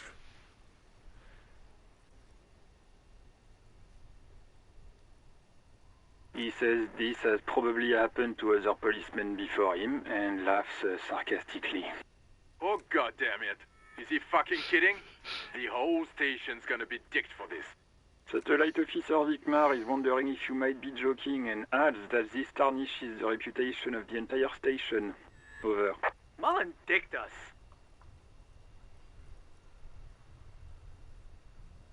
He's asking you to stop, says this is serious.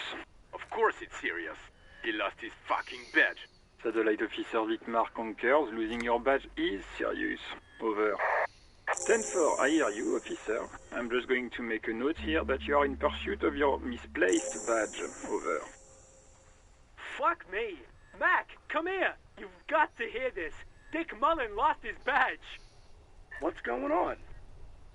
Super Cop here lost his badge. He lost his what now? His badge. He lost his goddamn fucking badge. 10-9, come again. I didn't get that. Over. New heights even for Captain Sober. Ask him. Ask him if he's lost his gun too. Sergeant Orson wants to know if you lost your gun too. Over. Check your pockets. Check your... Holy fuck. You don't know where it is, do you? Okay, it's gone. Your gun is most definitely gone. 10-9, come in, officer. Did you get my question? We were wondering about your gun. Over. Lying over the phone? It's easy. Just say it like it's the truth. And then it becomes it. He says he didn't. Thank God for that. That would have been a nightmare. I don't even want to imagine the poor prick who has to relay that kind of news to the captain. Losing his badge is bad enough. Tell him to find it, and fast. We can't have some gangbanger running around with it. We're all glad to hear you've not lost your gun, officer. You need further assistance? Over. I'm just gonna lie about the gun. You find it by the end of the game.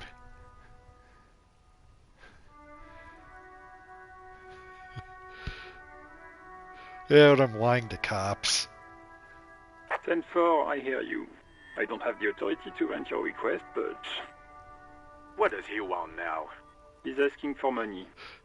Is he fucking kidding? I don't think he is. Don't give that asshole anything. He's just gonna drink it all. Right. That's a negative on the additional funds, sir. Over. He says he's in trouble. Doesn't have a place to sleep. Well, I guess he'd better crack the case before sundown then. Vicmar said...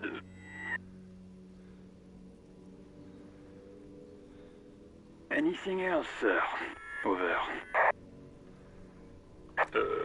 Okay, 10-4, sir. I hear you. Relay your question. Over. Wait. Before you say anything stupid, think it through. You're going to be looking at a straitjacket if you tell everyone you lost your memory. Be smart about this. Ask if he's there alone. 10-4, sir. I'm not hearing your question.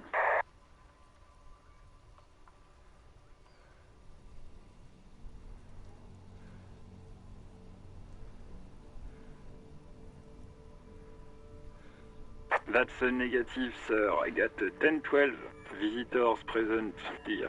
Over. What? What is it? He's still on the line?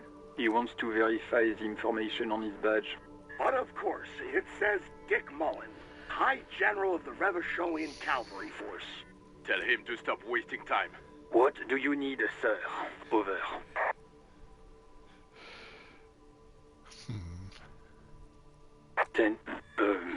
Excuse me, sir? Over.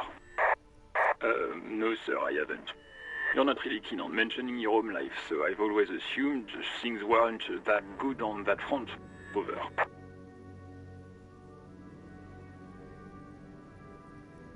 Tenfor, well, that's... Does he actually want something, or is he hell-bent on disrupting our work?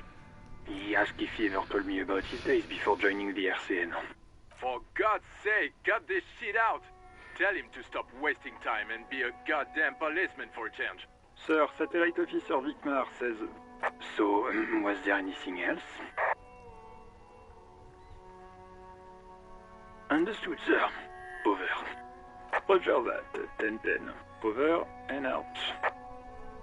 As you tap on the gauge, the indicator pin jerks as if startled. It's in the large orange sector, indicating the engine is warm. Next to the gauge is a red switch, labeled heat.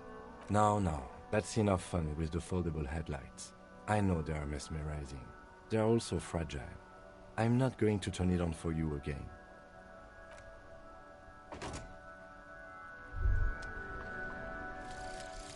Guillaume Le Million.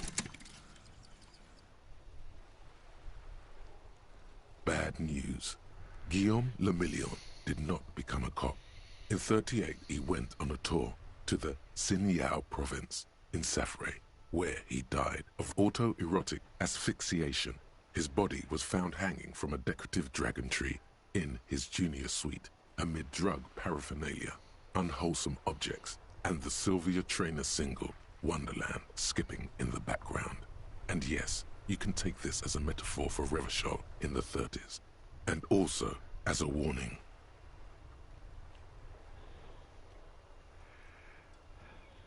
Ooh, +1 pain threshold. Blood oxygen is boring. Alright.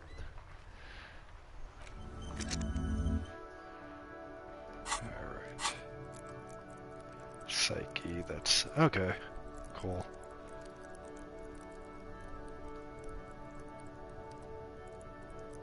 Volition. Okay, that'll let me get more morale points if I really need them. I need that.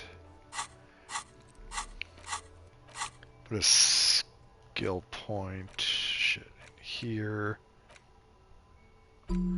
So I can do the volumetric shit compressor.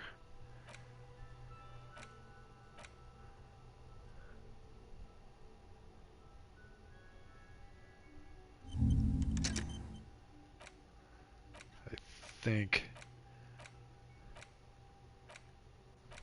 Actually, from looking at the achievements, you can beat the game without even looking at the corpse. But I'm not gonna get fancy with it.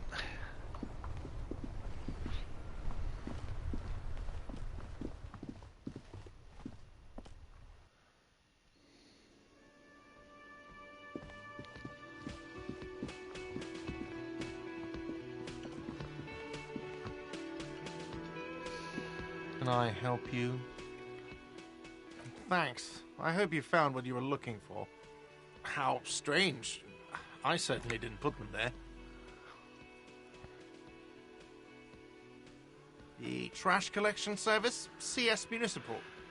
I don't see why they would put anything in the trash, though. Ah, the elusive CS Municipal.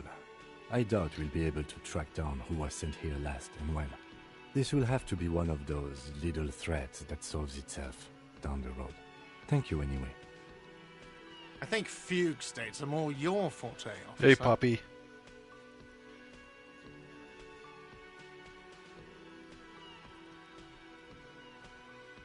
Sylvie had the keys before I got here, and I can vouch for her. I can vouch for all my staff. None of us would tamper with the crime scene. Yes? Wait, what? But what about the bird? Yes, the bird. I found it lying on the floor with a broken wing the morning she left. You broke the skewer! I assure you it was him. Why on earth did you have to break the skewer?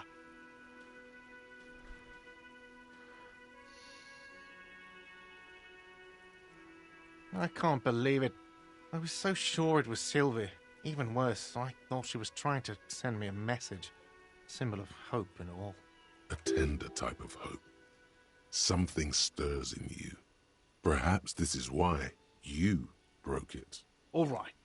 Did she say anything else? About me, you know? Did she say anything about me?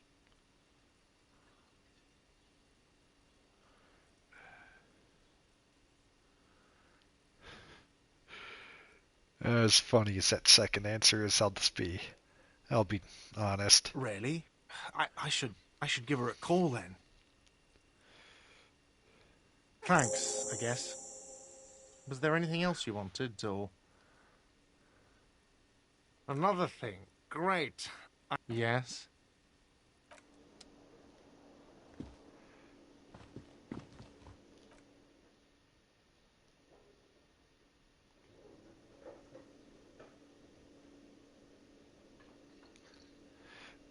I'm just gonna take a quick break. I'm just gonna make some decaf and run to the bathroom, stuff like that. I'll leave this running.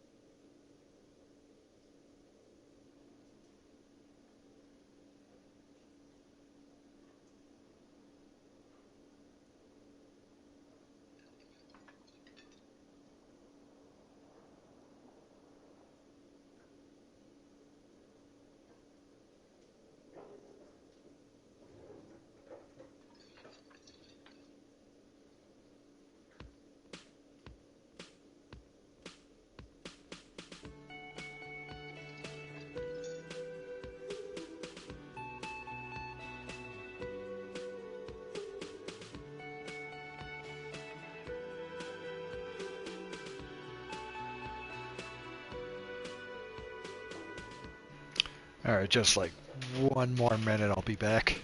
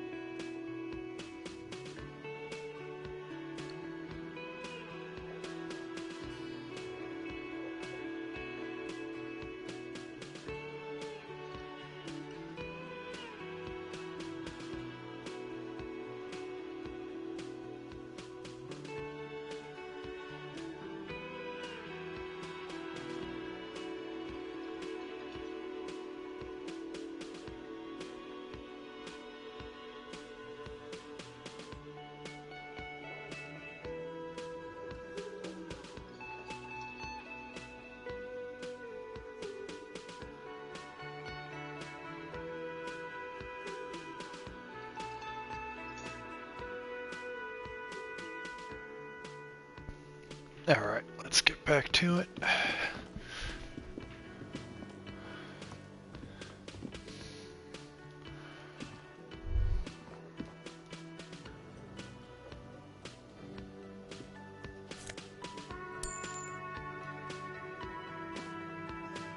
A thin man is smoking below an exhaust hood, occasionally sipping from his mug.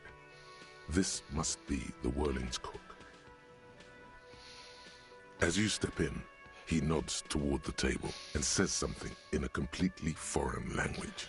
The only words you can make out are Garanti and Kubek. Okay, it's definitely not his name. Whatever you do, please don't call him Garanti Kubek. Please, it's not funny. The man puts his cup down and replies something, his left hand drawing arcs in the air. He smiles and bangs his ladle against each of his pots in turn. It's almost like music, especially with the sounds of assorted dishes boiling and simmering on the stove.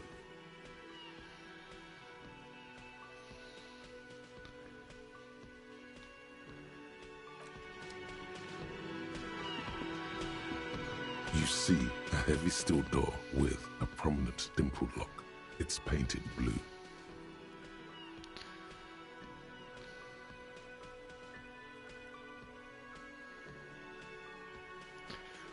The cobalt blue surface feels rough to touch.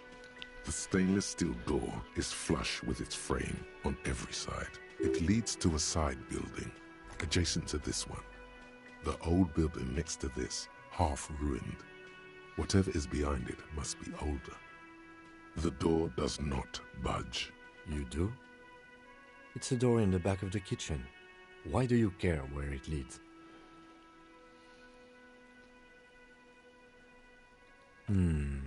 Yes. I suppose it's worth seeing if we can get in. Just to be thorough. As a side investigation. It's hardly a side investigation. You already have a name for it. Biopong on. Oh, boo. Okay. Yeah.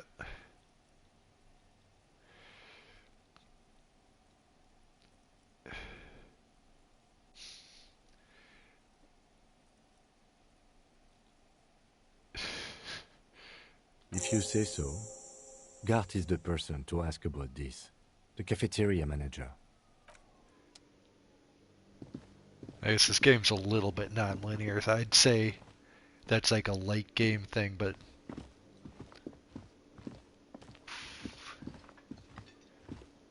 yeah, you come around there eventually. Can I help you? Another thing. Great. Oh, yes, that door, sure. There's nothing mysterious about it. It's just a door. No, I don't have a key. I don't know how to get there. And I don't care either. It's not like I've been wondering about it for 10 years. It's just a frit warehouse, probably. Or some boring storage space with a bunch of old junk and dust. Junk and dust. He's attempting to maintain an air of indifference. It's absolutely not convincing. Fine, okay, a little. But my job doesn't leave me time for wondering about one locked door in one of the cafeterias I manage. So I haven't opened it. I have cleaned the whole place 100 times over, though, after the animals. And I haven't found a key, so good luck with that. Yes? I think that's...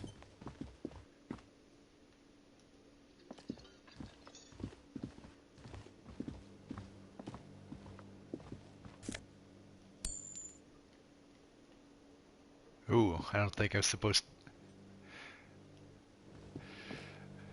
wasn't supposed to be able to do that, but why not?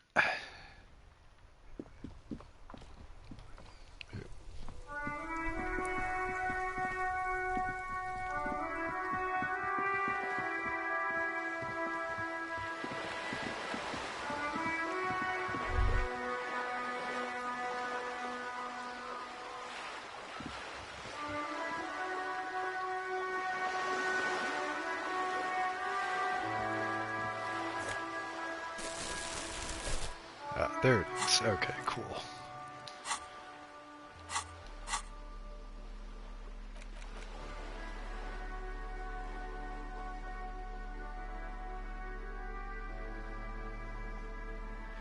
Containers.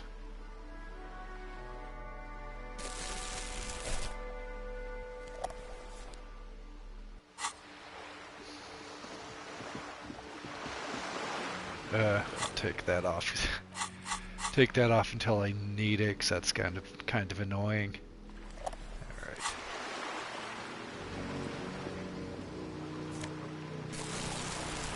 Now I can start collecting bottles for money.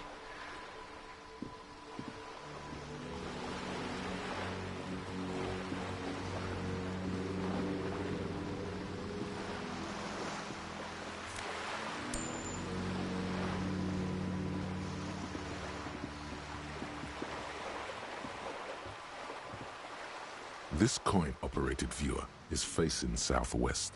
Its coin slot is full of fossilized bubblegum, rendering the machine permanently inaccessible. The metal feels cold and wet under your palm. It looks unhygienic. Probably some kids. A thick layer of graffito covers the lenses.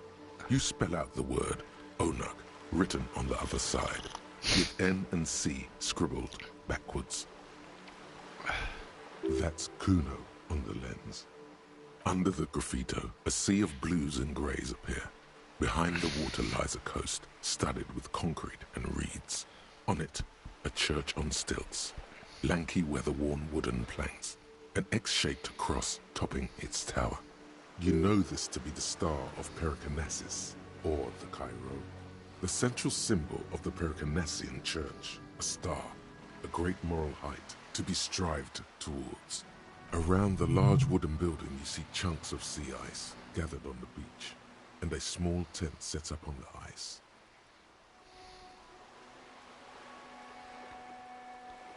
I don't want to do too much just talking about stuff in the game, but that's like one of the best parts of the game.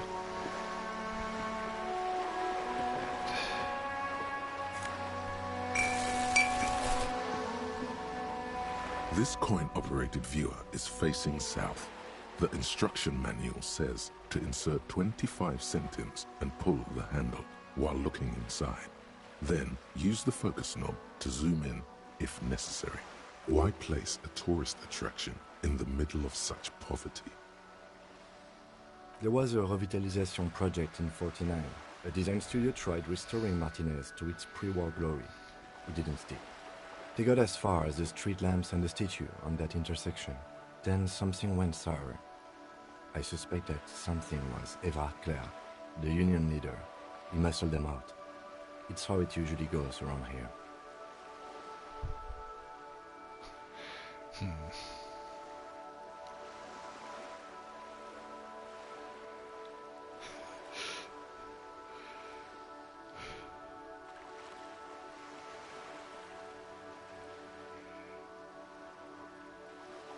I'll be The neutral. lieutenant adjusts his collar. It's frisky outside. And I'm not spending that much money on that.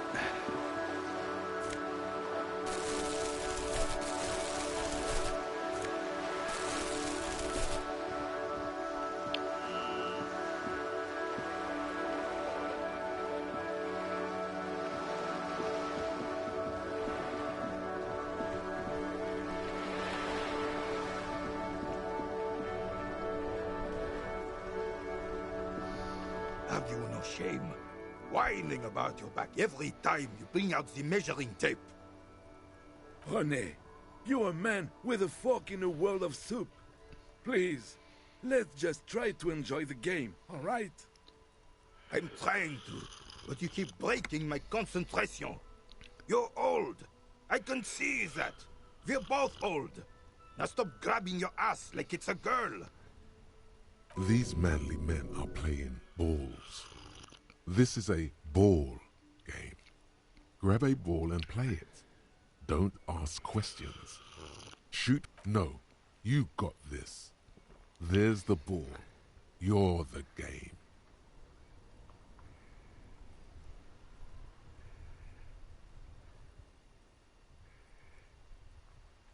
Let's... What the hell?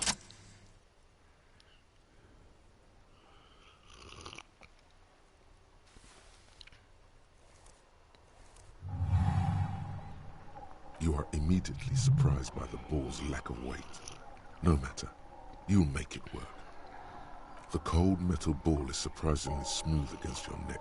It has a pattern on it, probably a sponsored ball. Yours would only be covered with bumps of learning and scars of victory. Already your muscles are adjusting to the weight, the nervous system calibrating, until you and the ball have merged into a single entity. The man ball is ready. A chilly breeze ruffles your hair as you stand there, feet firmly planted. All sounds, smells, even the wind, everything fades until the only thing left is the union of man and ball. An embodiment of pure motion, a fine-tuned locomotor running at maximum efficiency.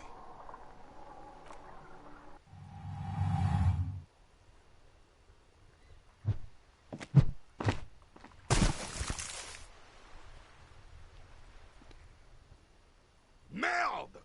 Bordel de merde! A whorehouse of shit? It wasn't whorehouse of shit. The shot was at least 23 meters, probably 24, and then some. Nothing to be embarrassed about. Yep. I don't have anything to say to that, but that's very true. What the hell is your problem? Probably have to stream Doom Eternal at some point. It's another game I never actually... We got a few levels into it, never actually finished it, but yeah, I thought it was still pretty good. Or I'd be playing on easy just to see the story. I had no problem. That's why I have a chat room open. You vandalized our game, son! We can't play pétanque with 5 bull! Well, it damn well isn't. It's pétanque. You ruined a pétanque game. We want our bull back. Take it easy, René. This is just a misunderstanding, isn't it, officer? No harm done. Of course there's harm done, you orange slug. You owe us a goddamn bull. Good. Mistakes are forgiven. when men at least try to right their wrongs. I believe you will try. Now, why did you approach us? Yes, why did you come here? It's unlikely they know anything about the murder. Unfortunately, I don't. Unlike most of the locals, I have no qualms about assisting law enforcement. Not too bad. But this affair has passed me by completely. I think in a couple weeks, I guess. I'm gonna have a couple weeks where I go work the graveyard shift, getting our back to school area set up, and that's gonna be kind of annoying, but I guess one of the weeks possibly I'm gonna be working 4 10-hour shifts instead of 5 8, which will be, yeah. I would say annoying, but also I won't have to deal with customers, so it kind of works out. I'll try to stream, but it'll probably be like some weird random time of the day. In Martinez, the union is the law, so can you really blame them? Cop is a pejorative term. I don't have a problem with policemen. On the contrary, I admire the effort to bring order to our streets. He doesn't know about the crime. Your time is better spent discussing politics. Yeah, I'm not sure the exact time I'd be work, but probably like, I think pretty much I might literally be going in at 10 o'clock at night, like right when the store closes, and then leaving right when it opens at 8.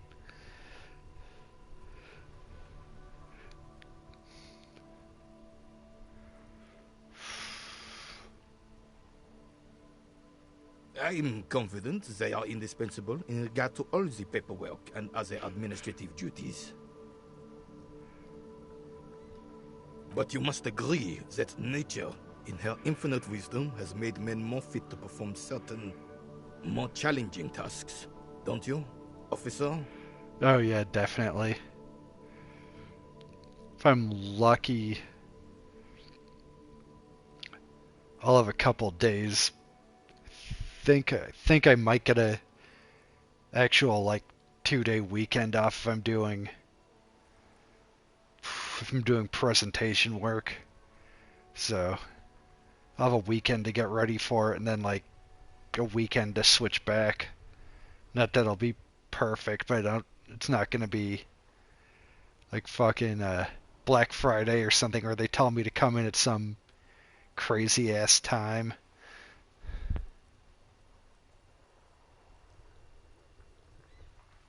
Really, officer. Match an average woman against an average man in a dark alley and see who comes out on top. Gender equality is a very noble, very modern idea. But in real life, primal roles prevail. But I do not wish to discuss this matter further. No problem. Yeah, this is like, I'm just gonna be probably not gonna be playing too much longer because you're getting up to go to work. I have to start. I took a nap after work, so I don't have to go to bed immediately. But I gotta like start winding down pretty soon. Oh yeah, oh no problem. Always love to have anyone show up. Yes. The terrain here provides an interesting variety to a familiar game. I do. Fire from heavy artillery. Why what? Because that's what happens when communards hijack your country, execute your supreme leadership, and turn your capital into a slaughterhouse. You use heavy ordnance to clean up your home. Commies, communists, socialists, anarchists, call them what you like. They just chose the name to feel special. Senseless sentimentality. It's in like a fictional. It's in like a whole fictional world. It's loosely. I mean, I know the lead creators are Estonian, so it's it's kind of it's kind of a mashup of places. Yeah, like I think a lot of the voice actors might be Quebecois. Not totally sure. Sadly, no. It was the foreigners who brought them to their knees. We fought valiantly. Too valiantly. So valiantly we got Yeah. licked. I think later in the game you start to see, I mean, you already see like the weird, like the crazy looking cars and stuff. Like there's a little more kind of light fantasy elements that come into play, but you're also not sure how much of it is like metaphor and how much is your character's fucked up from drinking. Should have fought dirty, like they did with their suicide sex cult propaganda and mad anarchist women strapped to shrapnel bombs. We didn't though, and we lacked caliber. God bless him, but the suzerain's cannons simply weren't big enough.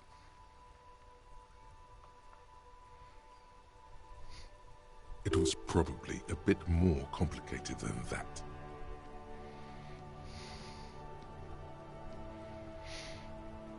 Because this place is a damn beachhead. Had to soften the commies up first. Yes, the military coordinated amphibious landing to take back Revachol. Martinez was used as one of the 3 footholds in Revachol during Operation Deathblow in 08. The other 2 are off in Stella Maris and the Delta.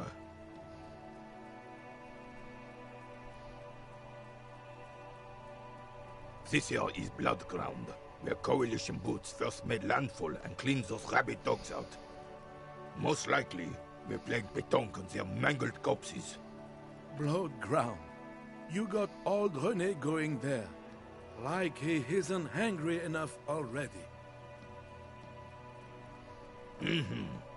Don't get me wrong, officer.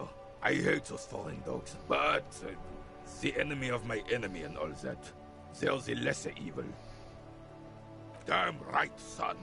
They laid the fire of hell on this city before they stormed it. And it worked, too. The rest of the city got cleaned up, but Martinez they keep as a monument. And now the Union Socialists are practically running the place. Well, it's your own damn fault. You, we, the Coalition, Revachol, whoever you want to blame, never finished the job. Officially, the party never surrendered. Of course they still hold influence. You don't even begin to truly understand the players at the table, let alone the specific circumstances surrounding the... What do you think? Thinking men have opinions on these things. Present one.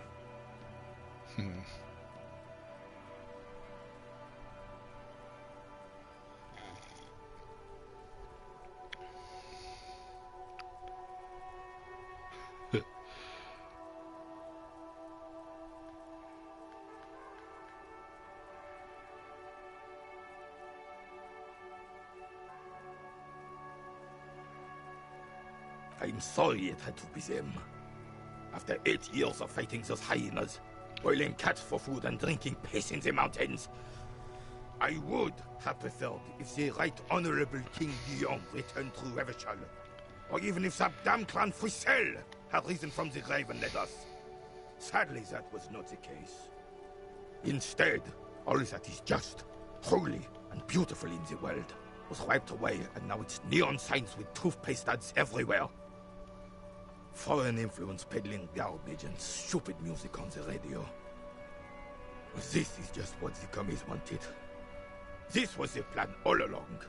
This is what they wanted to replace the role of the suzerain with. Damn Frisell.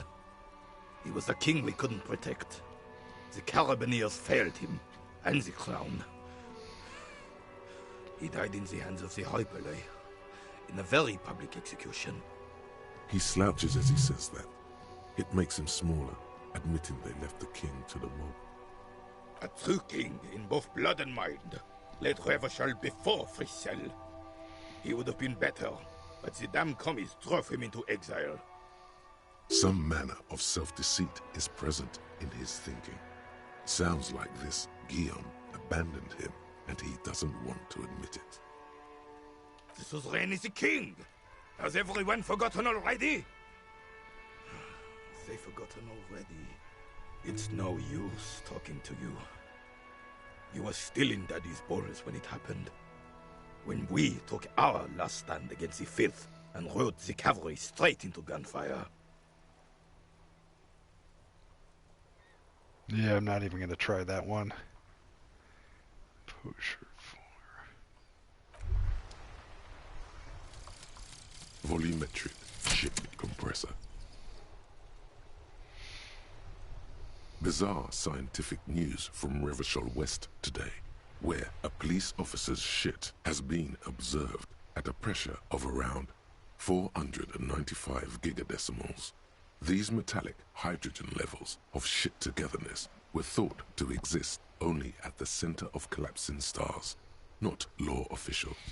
It remains to be seen how long the shit singularity lasts.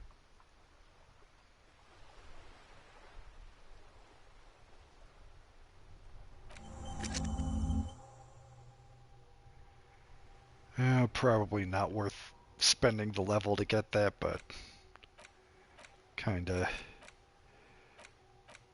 it'll let me keep the story moving.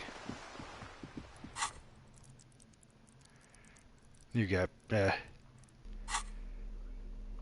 plenty of levels, and this is one of those games where you're supposed to fail a lot of shit too.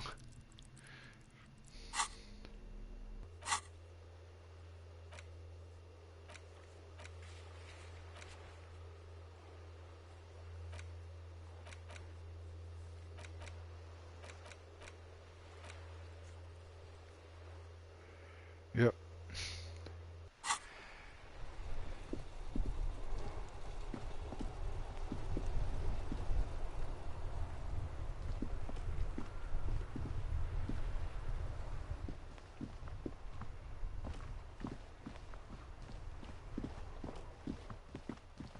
Check the bookstore is a pretty big area, so I'll save that for tomorrow, but let me pick up this trash.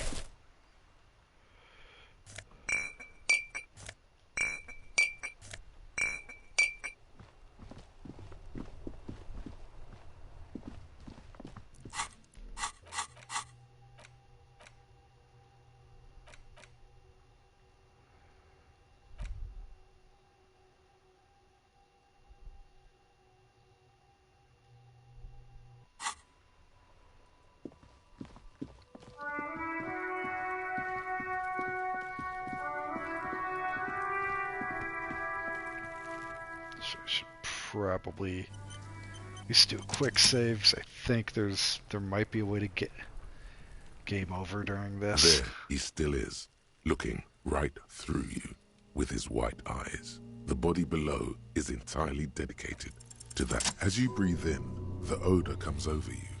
It's a smell of the mind telling you to run, and your stomach to wring itself empty.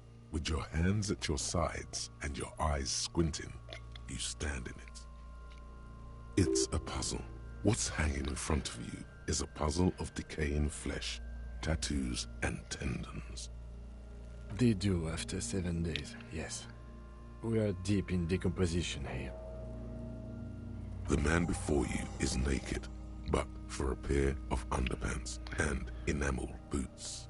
His skin is greenish, marbled with decaying veins, and blotched by lividity. A fading web of tattoos covers his chest and shoulders. The cargo belt used to fasten him to the branch above appears industrial in strength. The material appears to be ceramic. Its clean white stands in stark contrast to the decaying flesh above the knee.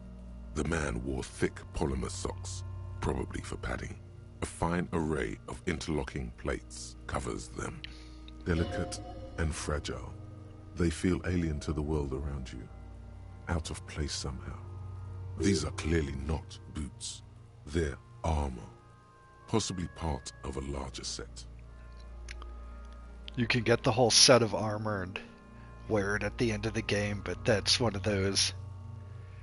That's like, you gotta do a shitload of very, like, specific things and build your character right to, even do that. It's one of this, my god, this game is full of, like, weird, just lots of, like, weird secret things, and, yeah. There's also, if you noticed, I mean, this is now, what, 3 or 4 hours into the game. There's no, like, this isn't a, I guess, don't want to spoil too much, but I'm going to say there's almost no combat in this game.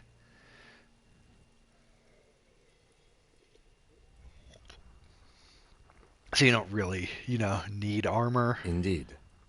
Technically speaking, these are sabatons, not boots.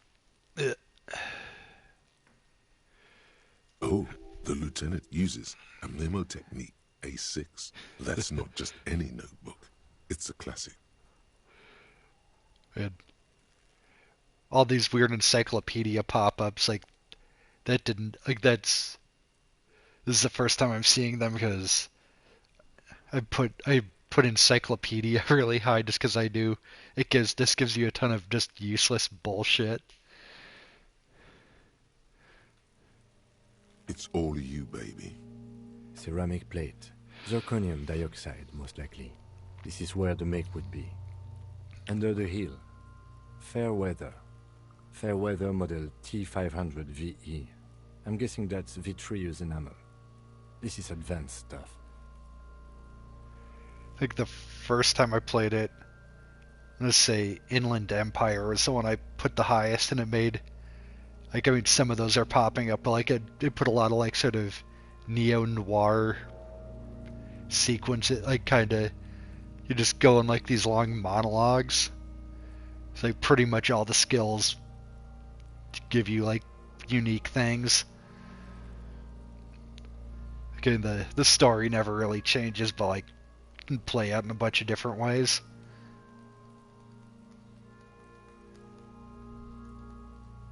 The locals probably scavenged it. It would be odd if he had more on after 7 days. We should keep a lookout for these species. The armor could yield information. This is one thing he might actually know. No, I think he had something precious underneath the clothes. They had to remove the jeans and shirt we found to get to it. And this kind of armor is often worn under fabrics. Nice. That makes sense.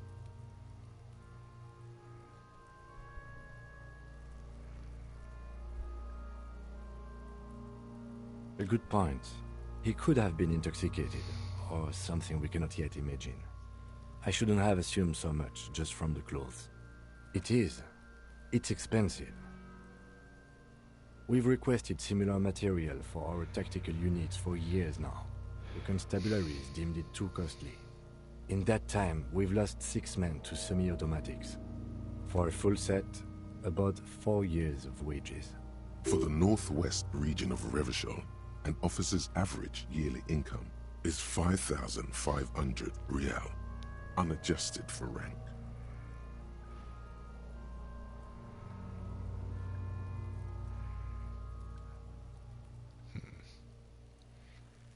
Not too much, yes.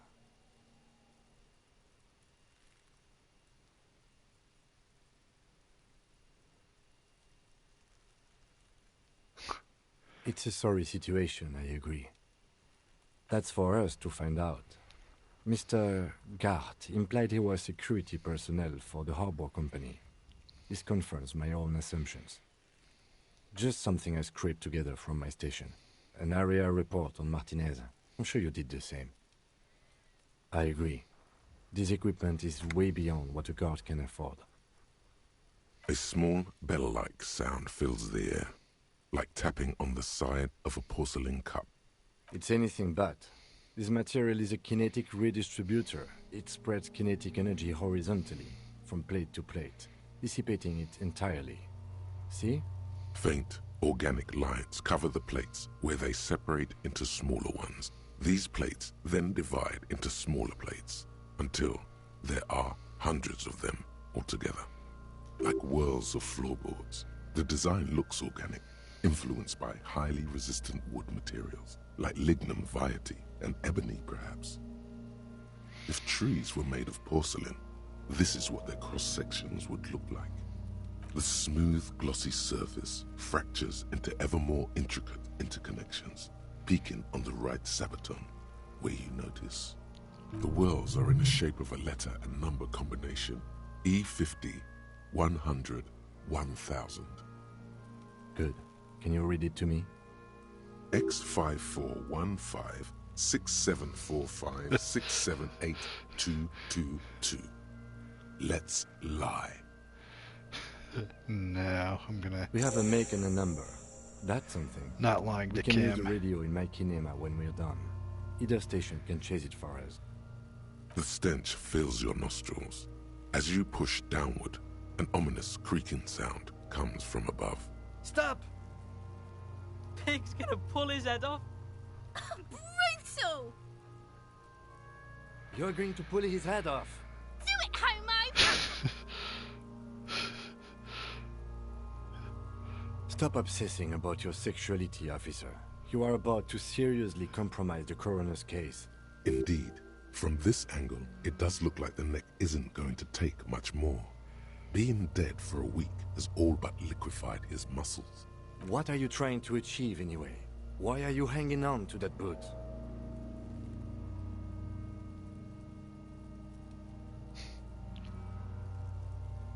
How many clues do you need? You already found the number. Besides, there's no way you're getting them off. All the organic matter in his body has been flowing down into the boots. They are fused to his feet now. Why do you think the locals haven't scavenged them yet? You're sure there's a way to peel them off, but first the body needs to be down. And second, it would probably be better if the lieutenant wasn't around. The anticipation makes you crack your fingers. Feels nice. Nice and cracky. Processing will take care of them. With the situation in the morgue, it will yield nothing. But we must pick our fights. Should we continue? The cadaver slowly twists on the cargo belt, his torso covered in tattoos, and extremities blotched pink and blue. The hangman's knot is pulled tight by the weight of the corpse below. Yellow, hard-edged polyester cuts into his neck. Above, a sliding buckle ties the belt to the branch. This is a steel-reinforced cargo lashing belt, big brother of the regular cargo belt. It's used for tying cargo under six-rotor airships. Airlifting.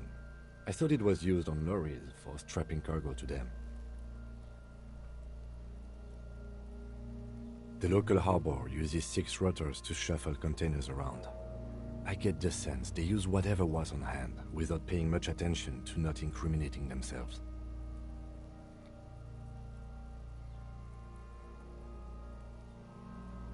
A noose is one of those things that's easier to use one way around. That ladder can't carry a grown man.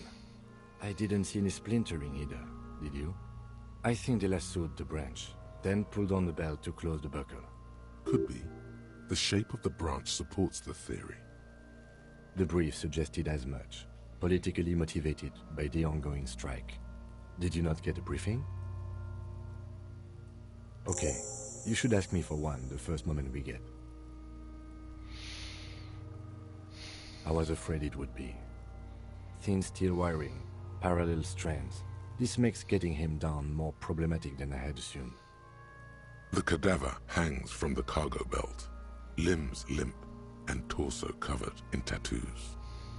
An intricate web of blue lines stretches across the torso, from the right shoulder to the solar plexus.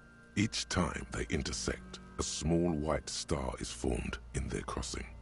Hundreds of fading asterisks riddle his skin. Their concentration is highest around his heart. A map of the stars. I do see some similarity to astronomical charts. Great Century Messinian, maybe. But this seems more particular. Customized somehow. As if someone left out most of the night sky, filtering it through personal choice. The principle of this filter remains unknown to you. The thought dissipates, and you feel as though you were only half right. So am I. He takes a thin piece of milled aluminium from his coat pocket and pulls it open. Sounds like a sword being unsheathed. A small lens appears. Some sort of camera. Shit, Kuno! What the fuck is that? An instant color camera. I have only 2 ampoules, so nobody move. I don't want to waste one. A sound, a shrill flash, followed by the breaking of a small ampoule of glass. You see streams of color pour onto the thick, glossy piece of paper, rolling out. In case we need it. Yes, it is pretty cool, isn't it? It contains insight to the victim's person. By his build, I'd say this was a man of physical violence. The story he wanted his body to tell was important to him. It is his letter, to us. Someone should decipher it. We'll need to show it around. Sure, just don't lose it. The glassy-eyed corpse looks by, his mouth mute and his skin as colorful as the chemical rainbow on the photo paper, teeming with opportunistic organisms. His eyes are milky white and blind to the world, protruding comically from their sockets. There is no one home, just subaquatic terrors there. Dark brown hair grows on his head. His face is ready to explode from the organic processes inside. The death's head grin has passed. What remains is an unrecognizable mess. I'm gone. Into the wild pale yonder. In the past, way out in the west. I'm a joke. Look at me. A killer. A motherfucker. And a killer. Go ahead, Cobbo. What do you mean? It's the power of your imagination. Go ahead. Ask me more questions. Because you're a copperoonie. Look at all of them go. Do you want more questions? Coming right up, copperoonie. This is getting upbeat now. Fuck no. You're no Rooney. Listen to yourself. You're not a Raphael anything. You're probably just Harry or something. That's right. Harry. You can be anything you want, brother Coppo. Oh shit, that... kind of spoilers, but his name is Harry. It's somehow he remembering it through his weird detective process. Because you have loved it, me and brother Coppo. It was love all along.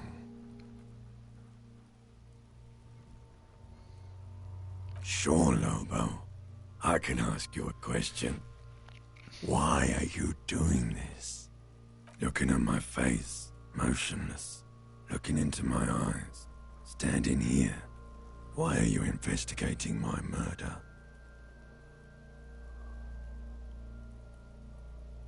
I am all you have. Then you truly lost it all, brother. Let the world drag it all away from you. And what it left, you pissed away. And here we are. Do I remind you of someone? A giant born with Muller's disease, harlequinism, grown up miraculously.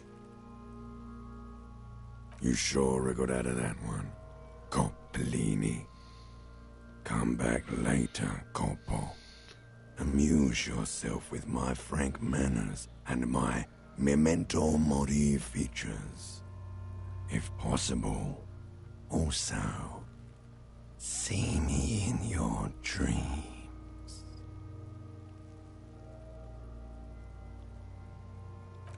As you narrow your eyes, the monster before you blurs into a violent mess of green and pink. This is a trick. You've done it before. Pink is where the blood settled in the first hours post-mortem. You can use it to see if the corpse has been tampered with. Does his position at the time of death match the discoloration? Only the lower extremities are pink with a dash of blue. His fatted hands, thighs, and his neck, just above the noose. The rest of the corpse appears dark green in the cold spring air. I see it. His neck too. The lividity goes right up his chin. We have good, well-pronounced discoloration here. The monster comes back into focus, an explosion of color coursing with dark marbled veins. His stomach appears pregnant with something. Black liquid streams down his thigh and onto his boot. So, what do you think?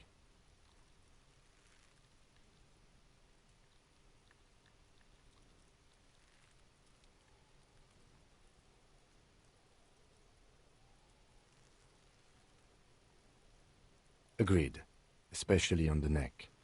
The belt acted like a tourniquet, keeping the blood in his head. The hypostasis supports her hanging. You would still like the hypostasis marks in the neck to be a bit more pronounced. Maybe it looks faint to you? It could be more pronounced, actually. Dumont noté. There's always a chance. We should check for ligament marks on his neck to see if they're in tune with the belt. We'll have to get him down first. A pool of blood and feces has eaten into the frozen mud below the man's feet. Purge liquid is dripping into it, drop by drop. The victim appears to have contained no more than half a kilogram of digestion at the time of death. The fuck he's saying? Talking about shit.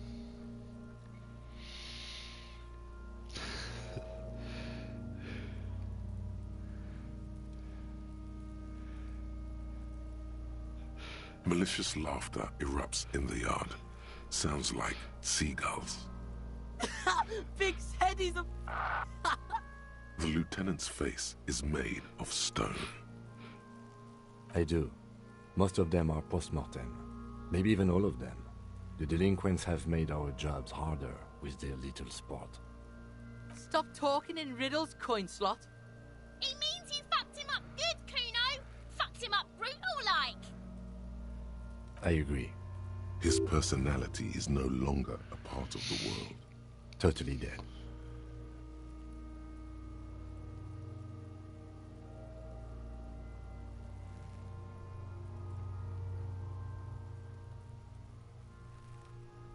That sounds about right, yes. But there is no breath to catch. Only the cadaver filling the air and your nostrils. He slowly rotates before you, decomposing. Of course. You have questions, don't you? The power of your imagination is at your service. Come back later, Coppo. Amuse yourself with my frank manners and my memento mori features. If possible, also, see me in your dreams. Are you sure we finished the preliminary examination of the cadaver? We might miss some of these things once he's done. The cadaver slowly twists on the cargo belt, his torso covered in tattoos, and extremities blotched pink and blue. There's stuff I missed, but I think it's secret dice rolls, so it's... The steel-reinforced belt presents a unique challenge. I brought chain cutters, but I don't see a good angle of approach to the belt. He doesn't actually think the challenge is unique. He thinks it's frustrating, annoying, and harder than he thought. The cadaver is a good 1.2 meters up. Neither one of us can reach the belt without assistance. And even if we do, there's the question of cutting the airship strength material. Climb up there and saw the branch? There has to be a less risky way, with less falling down of trees. Someone else? You mean like the police? What was that about processing, then? Weren't they supposed to take care of the boots? Why don't they help? No. Think of the boys from processing as murderers. Only instead of people, they murder crime scenes. Processing is a wrecking crew. They know how to commission art items and how to work the incinerator in the morgue. I know it's hard, but I assure you, the others won't come to help us. And we have a growing sanitary concern here. We need to get him down, fast. Yeah! Bang bang time, pig! Shoot his head off! How? Where the buckle ties the rope to the branch. That's a good spot to aim.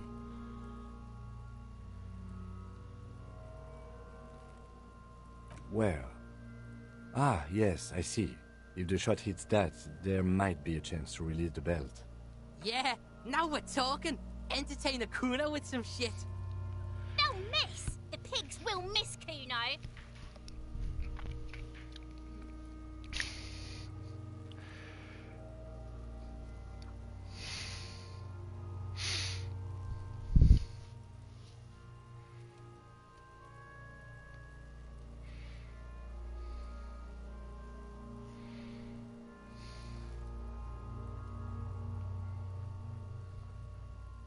The lieutenant's brow is furrowed. He appears too deep in concentration to even notice what you said.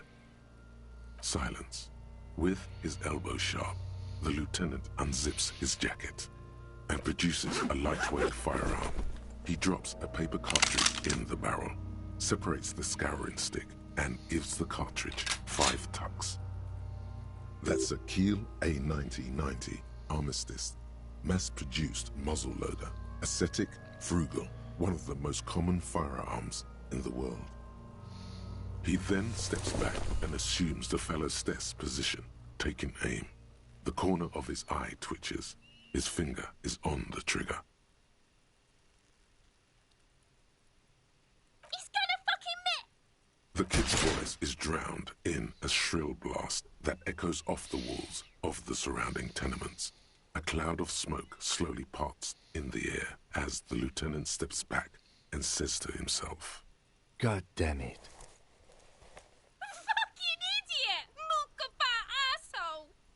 Kuno could have hit it easy, but then Kuno's not fucking handicapped, is he? Kuno's sorry too. Kuno feels sorry for the Beano Cloud. The lieutenant doesn't say a word, just looks at the gun in his hand. No, we are lucky as it is. We didn't break anything, and the victim remained. Any more mistakes could put us in an unfortunate position with the locals. We have eyes on us. I didn't do us any favors with that. I have to say, it's beginning to look unlikely we can get him down without assistance. It's bad as it is, us shooting firearms like punks. Go ahead, I'm not stopping you. Just don't lose it. This is the sorriest pair of pigs Kuno's ever seen. Yeah, take it, you fucking banana pointer!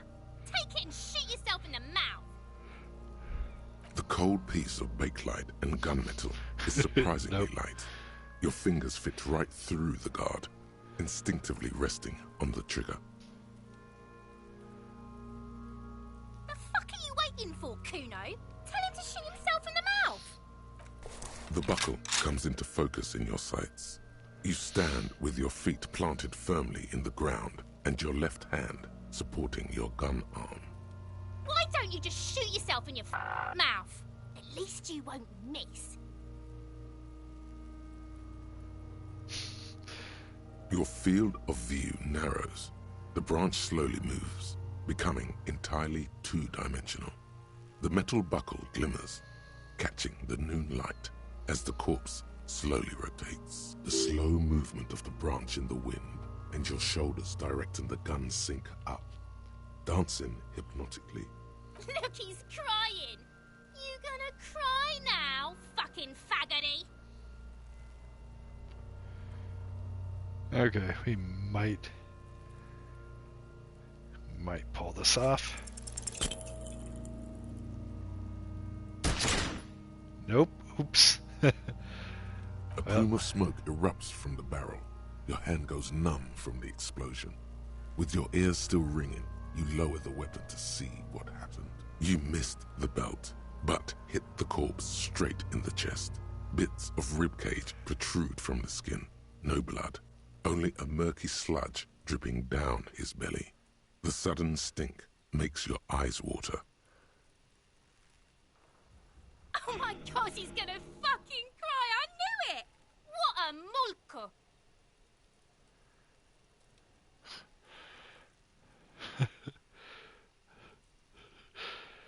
Oh, shit. I'm not gonna start crying because I'm still going for Superstar Cop. But... The armistice is sufficiently precise, officer.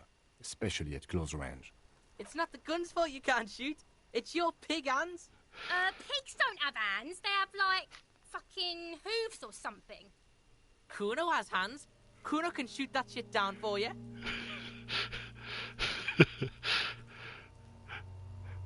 I'm gonna assume Kim's just gonna say no, but I gotta at least try. The lieutenant does not dignify that with an answer.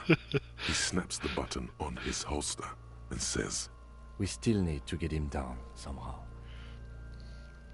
The bad way. The way I didn't want us to. By asking the Harbor for help. From the gates, by negotiating or fighting. I'm unenthusiastic about fighting. Or we can try to find some secret third path. It's unlikely, though. Okay, do you care if I spoil something about that?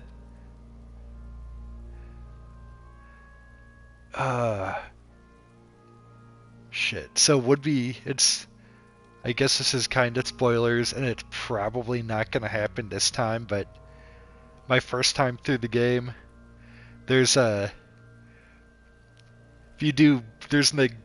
big climactic moment near the end of the game. Then you, like, right before then, you do, like, the last day where you actually, solve the case, everything comes together. If you do a bunch of there's like a specific sequence of events that if it happens, and you end up with, like, Kim gets, like, gets temporary sidelined, and you do the last day of the game with Kuno as your partner.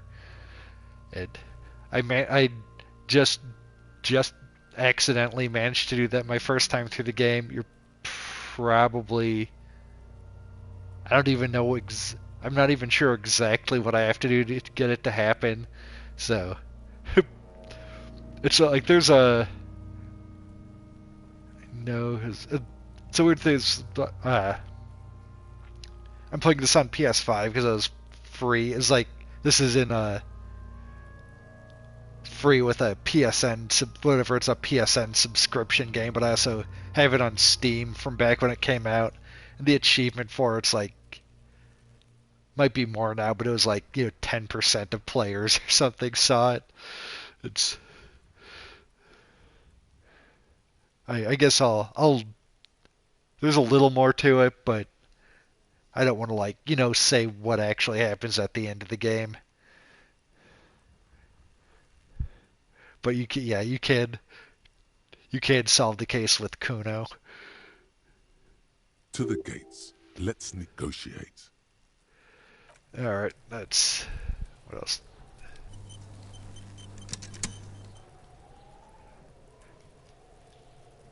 And let's see.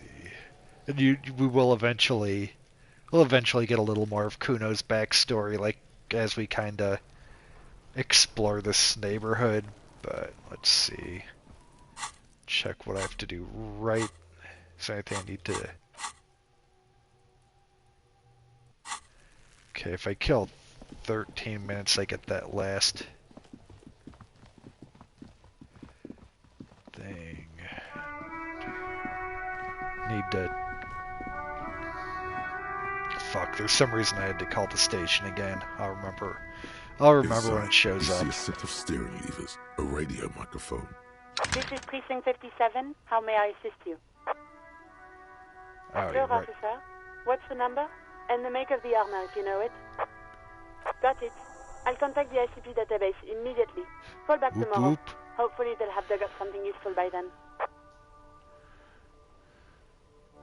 The International Collaboration Police, ICP, is an inter-Isolari law enforcement service, the crown jewel in the moral intern diadem, alongside EPIS and the coalition government. Alright, call back tomorrow. And with this game, that's might be an Insane Clown Posse reference. I'm not totally sure.